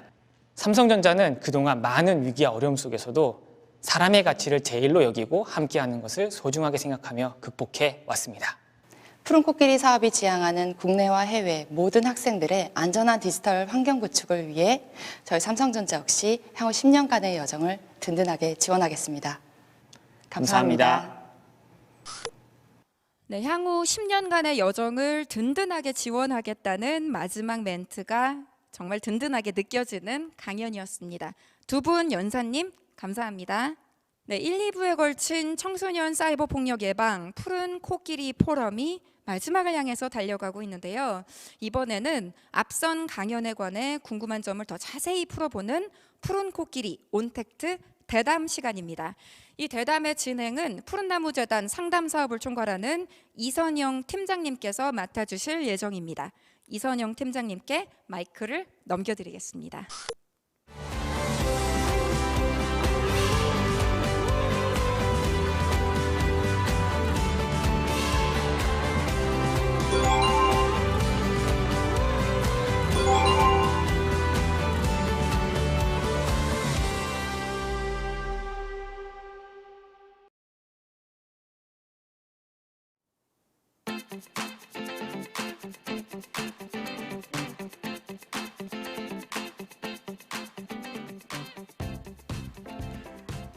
네, 여러분 안녕하십니까?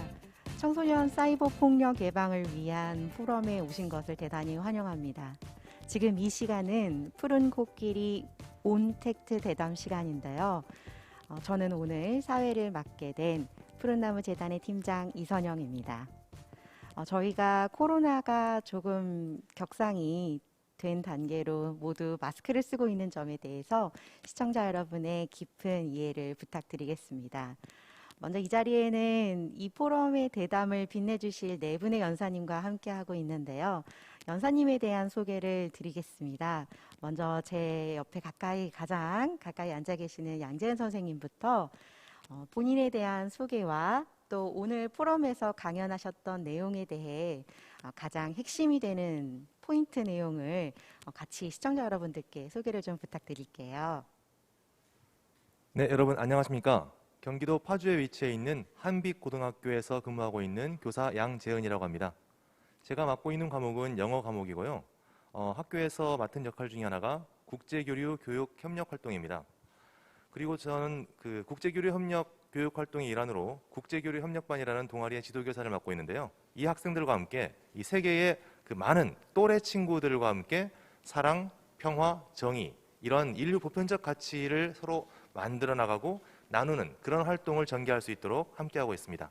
오늘 여러분께 이제 한 가지만 좀 기억하시라고 말씀드리고 싶은 것은 아까 말씀드렸던 그런 인류 보편적 가치, 사랑, 평화, 여기 정의에 여기에 오늘 자아 존중의 가치를 함께 생각해 주셨으면 하는 바람입니다. 네, 감사합니다. 여러분 다들 메모하고 계시지요? 이어서 박주환 센터장님께도 자기소개와 함께 오늘 연설의 한 줄 요약을 부탁드려 보겠습니다. 안녕하세요. 푸른나무재단 사이버 SOS 센터장 박주환입니다. 저는 오늘 디지털 뉴노멀, 모바일로 전하는 선한 파장에 대해서 말씀드렸습니다. 저희는 생각을 좀 해봤습니다. 눈에 보이는 폭력을 눈에 보이지 않는 선행으로 바꿀 수는 없을까? 그리고 이런 것들을 새로운 규칙으로 자리 잡게 할 수는 없을까를 고민했습니다. 우린 그런 것들을 푸른 코끼리를 통해 접근하고자 합니다. 여러분 이거 하나만 기억해 주시면 좋을 것 같아요.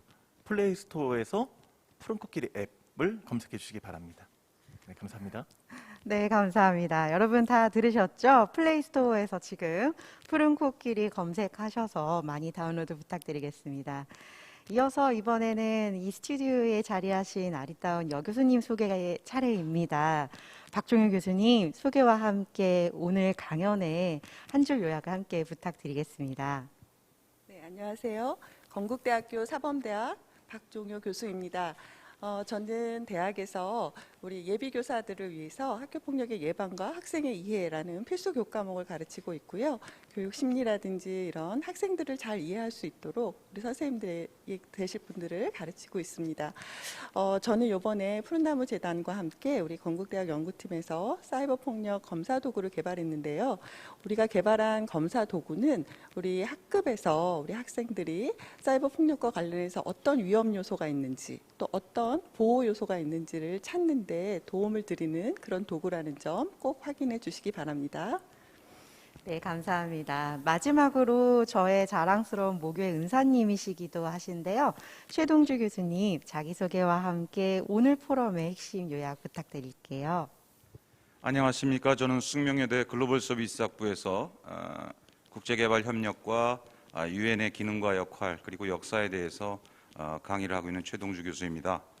한편으로는 제가 국가의 정책중점연구소인 글로벌 가버넌스 연구소를 책임지고 있습니다. 이 연구소에서 하는 연구의 중심은 교육부의 지원을 받아서 한국의 교육이 또 정책이 제도가 어떻게 하면 국제화할 수 있을 것인가 또 저개발국이나 개도국을 도와줄 수 있을 것인가에 대한 연구를 수행하고 있습니다. 특히 유엔이 정한 지속가능 개발 목표에 한국 교육이 어떻게 다가가고 부응할 수 있을 것인지에 대해서 고민하는 그런 연구를 진행하고 있습니다. 그 와중에 사이버 폭력을 만나게 되었습니다. 푸른 코끼리도 만나게 되었습니다. 너무 반가웠고 우리들이 이것을 연구를 통해서 국제 네트워크를 구축하고 국제적인 계몽운동으로 캠페인으로 발전할 수 있는 계기가 된 것 같아서 너무 감사하게 생각하고 있습니다. 그러한 내용을 오늘 강연 중에 말씀드렸고 추후에 더 자세한 내용 말씀드리도록 하겠습니다. 네, 감사합니다. 여러분 이렇게 연사님들의 소개를 들으니까 오늘 대담이 벌써부터 알찬 시간이 될 거라는 기대가 되는 것 같습니다.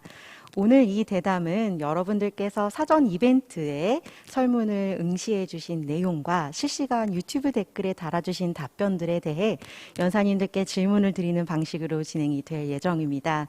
제가 몇 가지 질문을 조금 추려보았는데요. 우리 연사님들이 다들 좀 긴장을 하셔야 될 것 같습니다. 저희 시청자님들의 질문 수준이 상당해서 답변하기가 쉽지 않을 거란 생각이 드는데, 우선 제가 제 곁에 계신 양재은 선생님 질문을 부탁을 드리겠습니다. 선생님께서 지금 학교 현장에서 지도하고 계시는 학생들의 사례를 통해 어떻게 이 공동의 가치관을 가르치시는지 좀 구체적인 이야기가 듣고 싶다는 질문이 있었습니다. 이에 대한 이야기를 좀 부탁드려 볼게요. 네, 이 그 사이버 포럼, 이 온택트를 제안하다 이 포럼을 준비하면서 많은 생각을 하게 됐고 많은 이야기들이 떠올랐었는데요. 그 중에서도 특히 한 학생의 이야기를 한번 나눠드릴까 합니다. 이 학생은 굉장히 예의 바르고 아주 심성이 착한 학생이었는데, 이와 동시에 어떤 그런 그 분노가 표출될 때면 그걸 잘 제어하지 못하는 그런 학생이었습니다. 그래서 선생님들의 좀 걱정 어린 시선을 받는 학생이었는데요. 또 이 학생은 그 당시 그 학교에 짱의 위치에 있는 학생이었습니다. 그래서 그 학생이 뭔가 기분이 안 좋은 날이면 이제 그 친구들과 그 후배들까지 긴장을 하고, 그러면 덩달아 또 이제 선생님들도 이제 긴장을 하게 되는 거죠. 무슨 일이 벌어지지는 않을까. 그래서 이제 저도 이제 그 학생과 이제 수업에서도 만나고 이제 다양한 기회를 통해서 만나게 되는데, 이 학생의 표정이 참 밝을 때면은 뭐 학교가 아주 환해지는데, 이 학생이 어두워지면은 동시에 어두워지는 그런 아주 큰 영향력을 갖고 있더라고요. 이 학생이 본래 심성이 원래 좀 착하고 예의 바른 친구라서 자기의 어떤 그러한 그 분노를 좀 억제하려는 그런 모습을 많이 보였었습니다. 그런 모습이 많이 보였었고요. 근데 여러분도 아시다시피 이 10대 때 그러한 어떤 감정 조절이라는 부분이 쉽지가 않습니다. 그래서 그 부분에 대해서 굉장히 어려워하는 그런 모습을 계속 보고 있었는데요. 어느 날 이제 그 학년 초였는데 그때 스포츠 클럽을 제가 개설을 하게 되었습니다. 어떤 그런 무예 수련을 하는 그러한 동아리를 만들었었는데요. 그때 담임 선생님의 그 학생을 좀 훈이라고 지칭을 하도록 하겠습니다. 그러면 좀 편하게 이야기를 할 수 있을 것 같네요. 그 훈이의 담임 선생님이 제가 지도할 동아리에 가입을 권유하셨더라고요. 그래서 이제 훈이가 이제 제 동아리에 가입을 하게 되고, 그리고 아까도 말씀드렸듯이 훈이가 그 학교의 짱이었습니다. 그래서 훈이가 가입을 하니까 훈이의 친구들, 훈이의 후배들이 우르르 몰려들더라고요. 한마디로 그 학교에서 힘 좀 쓰는 애들은 다 모였습니다. 그래서 이제 이 학생들하고 이제 같이 동아리를 만들어 나가는데, 특히 이 훈이가 이 무예 수련회, 제가 했던 무예가 이제 진검을 다루는 그러한 그 동아리였거든요. 그렇지만 처음 할 때부터 진검을 줄 수는 없으니까 목검으로 먼저 수련을 하면서 이제 이 학생들이 이제 목검을 좀 자유자재로 다룰 수 있는 그런 수준까지만 이렇게 한번 해봐야겠다 생각했는데, 이 훈이가 수련에 엄청나게 빠져들면서 점점 수준이 올라가고, 그리고 수준이 올라감과 동시에 이 학생의 표정이 굉장히 밝아지는 겁니다. 그래서 저는 그때 강하게 느꼈죠. 이 학생이 자신의 에너지를 분출할 그러한 공간이 필요했었구나. 이 학생은 제가 지도를 하는 그러한 시간뿐만 아니라 쉬는 시간에도 찾아와서 물어보고, 이 자세는 어떻게 하면 좋겠냐, 여기는 어떻게 하면 좋겠냐, 이거의 원리는 뭐냐 계속 물어보고, 심지어는 주말에 연락이 와서 선생님 저 지금 학교 운동장에서 지금 누구누구랑 열심히 땀 흘리고 있어요 라고 하면서 정말 상쾌해요, 뭐 이런 이야기를 해주면서 점점 변화되는 모습을 보였습니다. 그리고 그 변화된 모습은 학교를 변화시켰고요. 이 모습을 본 이제 학교의 많은 선생님들이 이제 그 훈이의 변화와 학교의 변화를 이제 아주 긍정적으로 바라보시면서 또한 전폭적인 지원을 해주셨고, 이 지원에 힘입어 이 학생들은 더욱더 수준도 올라가고 그 학생들의 어떤 그러한 그 인성적인 측면까지도 아주 성장하는 그러한 효과를 보게 되었습니다. 그래서 저는 이런 말까지 떠올렸죠. 청출어람이 될 수도 있겠다. 이제 그 학생은 지금 굉장히 멋진 성인으로 이렇게 성장을 했는데요. 저는 이렇게 좀 결론을 지어서 말씀드려보고 싶습니다.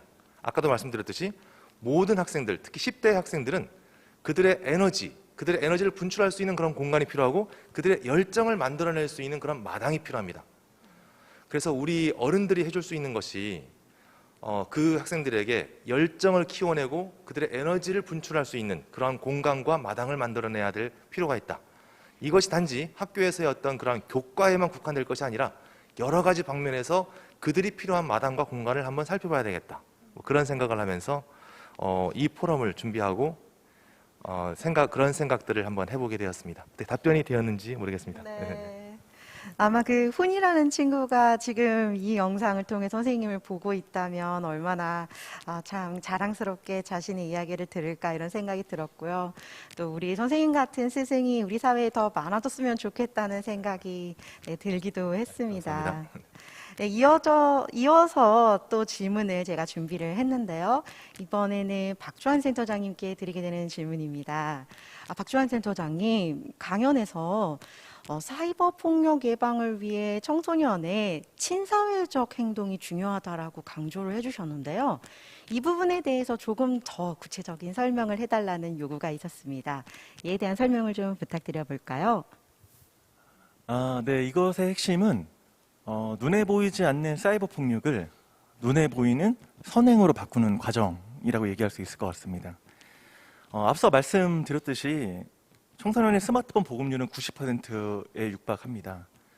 더욱이 코로나 사태 이후에는 대부분의 소통을 디지털을 통해서 활용해서 소통하고 있습니다.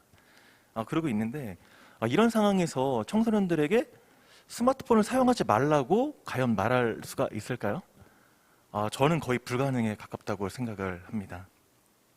오히려 스마트폰 일상을 인정해주고 그 안에서 해결 방안을 찾는 것이 더 합리적일 거라고 생각을 합니다.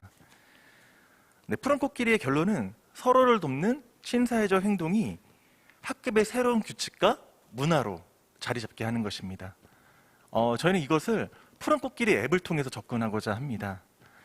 푸른 코끼리 앱에서 사이버 폭력 예방 교육을 받고 비폭력 캠페인에 참여하고 그리고 힘들어하는 친구들에게 위로와 격려의 댓글을 남기는 행동들을 기억해주고 반드시 그런 것들을 보상해줄 수 있는 체계를 만들려고 합니다. 그래서 이런 것들이 자연스럽게 문화로 자리 잡을 수 있도록 도와주는 걸 목적으로 하고 있는데요. 힘들어하는 친구를 도와주는 그런 행동들이 그전에 부끄럽기도 하고 좀 낯설어 보여서 그렇긴 했는데 이젠 그런 것들을 정말 자연스러운 행동 그리고 편안한 행동으로 바꿀 수 있는 지원을 어떻게 해야 할지를 고민하는 것이 저희 푸른 코끼리 사업의 핵심이고요. 그런 것들을 한마디로 친사회적 행동으로 보고 있습니다. 네, 말씀을 듣다 보니 이제 우리가 좋은 행동을 더 할 수 있도록 돕는 과정이 어떠한 시스템 속에서 자연스럽게 아이들이 실천에 옮길 수 있는 그런 문화 시스템을 만들어가는 노력이 필요하다라는 그런 말씀을 생각을 하게 되는데요.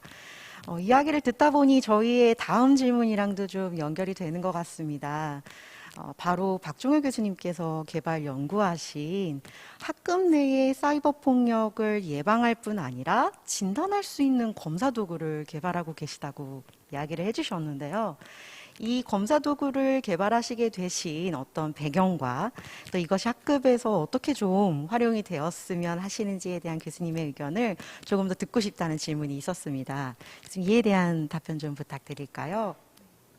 네, 우리 사이버 폭력은 특정 학생들만의 문제가 아니라 사실 학급에 있는 학생들이 함께 경험할 수 있는 굉장히 심각한 문제 행동이 될 수가 있습니다. 근데 이러한 문제 행동에 대한 원인을 우리가 잘 파악을 해야 거기에 대해서 적절한 대응을 할 수가 있겠죠. 그래서 우리 사이버 폭력 검사 도구를 통해서 우리 반에서 어떤 사이버 폭력과 관련된 문제들이 있는지 또 우리 학생들의 심리적인 상태는 어떤지를 수시로 점검하고 체크하는 그런 도구라고 생각할 수 있겠습니다. 더불어서 우리 학급에서 어떤 일들이 일어나는지 선생님은 계속해서 모니터링을 하실 수가 있고요. 또 그런 모니터링을 통해서 어떠한 예방 교육이 필요한지도 정보를 얻으실 수가 있습니다. 필요하시다면 언제든지 사이버 폭력이라든지 학교 폭력과 관련해서 예방 교육도 실시하시고 또 상담도 해주시고 이러한 노력들을 해보실 수 있겠습니다.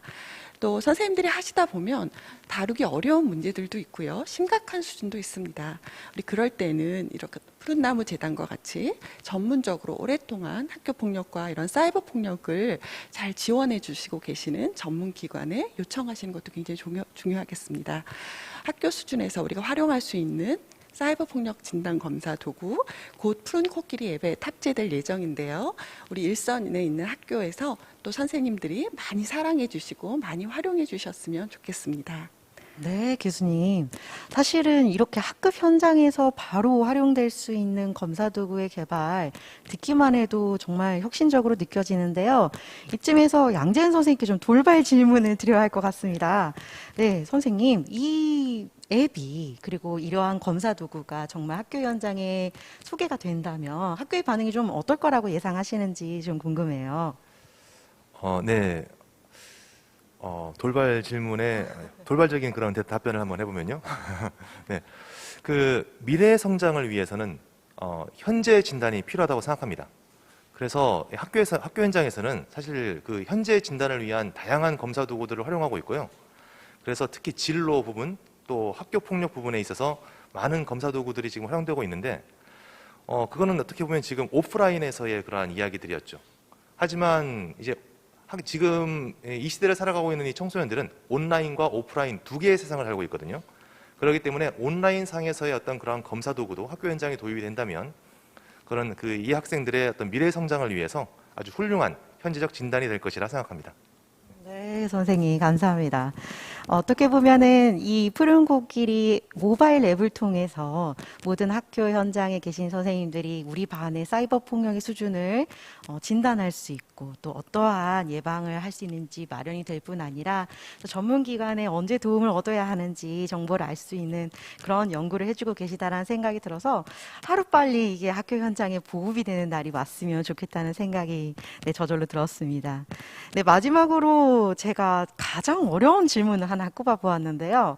이 어려운 질문은 제가 존경하는 최동주 교수님께 준비했습니다. 교수님, 청소년 사이버 폭력 예방에 관련된 입법과 국제적 협력 왜 필요하고 어떻게 해야 하나요?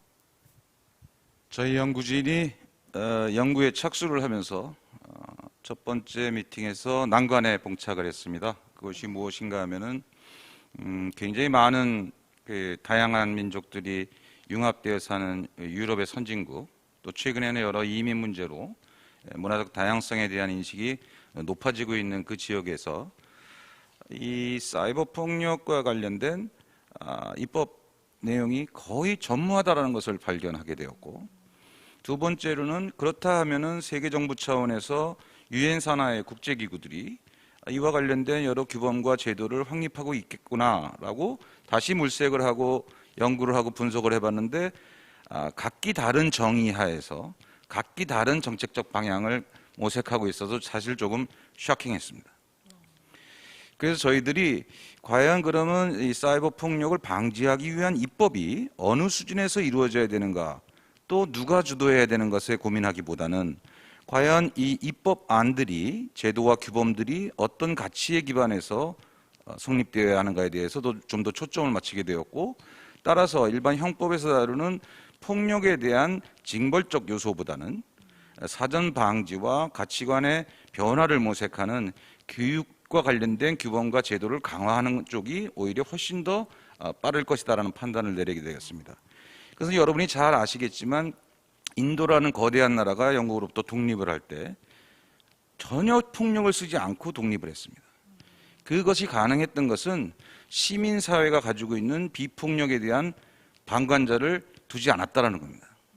방관하는 자세가 없어진 시민사회가 결국은 인도라는 나라의 비폭력적 독립 과정을 성공적으로 역사에 남기게끔 한 그 경험이 있습니다. 그래서 이 교육과 관련된 규범과 제도가 확립되고 그 같은 공동의 틀 안에서 지구사회 전체가 공동의 가치를 지향하는 쪽으로 제도와 규범의 확립이 있어야 되겠다는 생각을 했고, 그렇다고 하면은 그동안에 지금까지 마이크로소프트라든지 네슬레와 같은 세계적인 기업들이 민간 자본과 이 풀뿌리 시민기관들이 힘을 합쳐가지고 글로벌 네트워크를 연대해서 많은 도덕적 가치에 대한 계몽과 활동을 통해서 법 기반을 만들고 그것이 그 사회에 스며들게 하고 그것이 매우 긍정적인 효과로 나타나게끔 유도한 경험들이 있습니다. 디지털 트랜스포메이션에 가장 빠르게 정화하고 있는 우리 한국에서 세계를 대표하는 우리 기업이 이런 문제의식을 갖게 됐고 풀뿌리 시민기관이 여기에 호응을 했고 이런 조화로운 것들이 만들어져서 푸른 코끼리가 이렇게 예쁜 모습으로 나타나 있어서 제가 보기에는 지금 각기 다른 해석을 하고 있는 유엔사나 기구들의 이 사이버 폭력과 관련된 정책 대응 방향성을 한 곳으로 모으는 그런 응집성을 우리가 제공할 수 있겠다라는 생각을 했고 우리 학생들과 더불어서 지속적으로 연구를 통해서 이런 대응과 방향성에 대해서 좀 더 고민을 해보고자 하는 동기를 얻게 되었습니다. 특히 유엔의 지속가능 개발 목표 중에서 네 번째 골인 교육과 관련된 목표에서 이미 세계 시민 교육, 그다음에 글로벌 에듀케이션, 그다음에 또 하나는 엔타이 엑스트리미즘, 즉 이 극단적 폭력과 관련된 그것이 언어가 되었든 유형적인 것이 되었든 과 같은 용어들이 튀어나오기 시작했고 이미 캠페인이 시작되고 있는 시점에서 우리 푸른 코끼리가 주도하는 빠르진 않지만 굉장히 꾸준히 그리고 지속적으로 갈 수 있는 이 푸른 코끼리 프로젝트가 저는 아마도 지구 사회에 더 계속 급속하게 확산될 사이버 폭력을 막는 씨알이 될 거라고 저는 분명히 확신합니다. 네, 교수님. 지금 얘기해 주신 것을 듣다 보니 우리가 지금 함께하고 있는 이 푸른 코끼리 프로젝트가 우리나라의 청소년들을 위한 프로젝트일 뿐 아니라 또 이 세계를 선도하는 그런 프로젝트가 될 것이라는 기대감이 들면서 나라에 대한 자부심과 또 이 프로젝트의 일원으로서의 자부심까지 느껴지는 것 같습니다. 너무 아쉽게도 주어진 시간이 제한된 관계로 이 대담이 마칠 시간이 되었는데요. 다시 한번 이 대담이 가능할 수 있도록 실시간 유튜브 댓글과 사전 설문에 참여해 주신 모든 시청자 여러분들께 감사드리고 또 이제 각자의 사실 모시기 되게 어려운 분들이거든요. 각자의 전문성을 가지고 이 자리를 빛내주신 네 분의 연사님들께 감사의 인사의 말씀을 드리면서 푸른 코끼리 온택트 대담 이제 마무리하겠습니다. 시청해주신 모든 여러분 대단히 고맙습니다.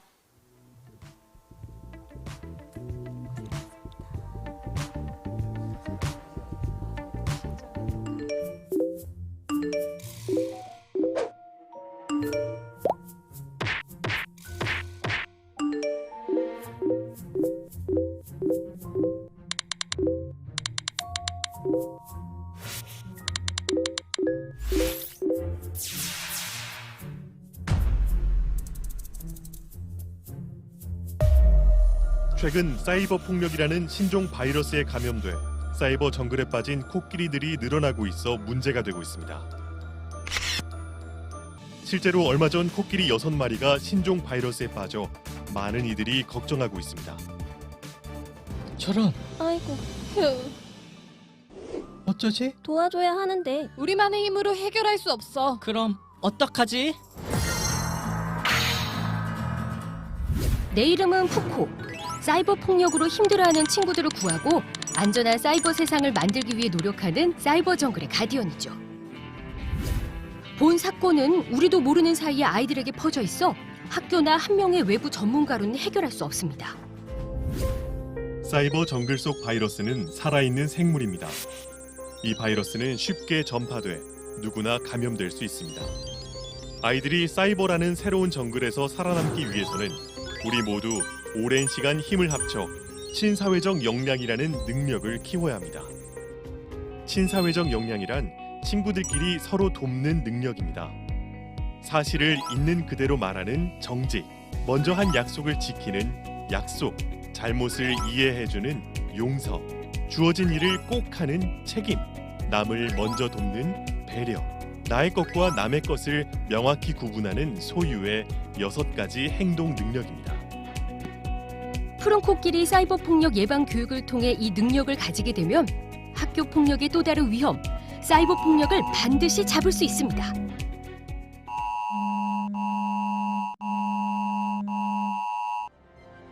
자, 여러분, 지금 우리를 부르고 있습니다. 출동합시다. 우리의 파트너스에게 긴급 지원 요청을 하고 지지 크루를 모아주세요. 지지 크루 지원 요청! 파트너스 지원 요청! 탐험가 지원 요청! 가디언즈 지원 요청!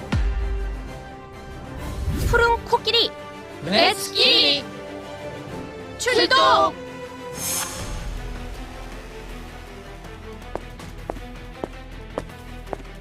먼저 능력 백신을 찾아야 해.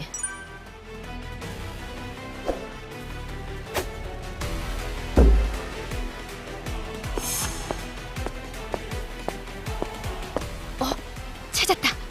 얘들아, 걱정하지 마. 친구들을 찾았습니다.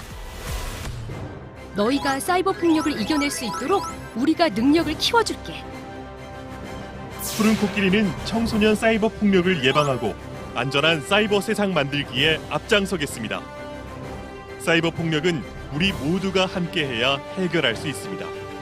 청소년 사이버 폭력 예방 교육 사업 푸른 코끼리, 우리 모두 함께해요.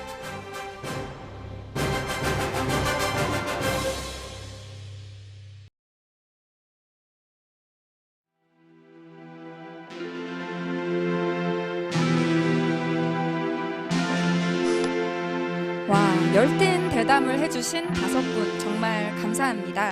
청소년 사이버 폭력 예방, 사이버 정글 속 온택트를 제안하다라는 주제로 오늘 포럼을 함께 했는데요. 이 포럼이 사이버 폭력에 직면해 있는 청소년들에게는 희망을, 그리고 사이버 폭력을 몰랐던 어른들에게는 경각심을 일깨워주는 첫걸음이 되었길 바라봅니다. 청소년 사이버 폭력 예방 푸른 코끼리 포럼, 지금까지 함께해 주신 여러분 감사합니다. 저는 MC 안현모였습니다.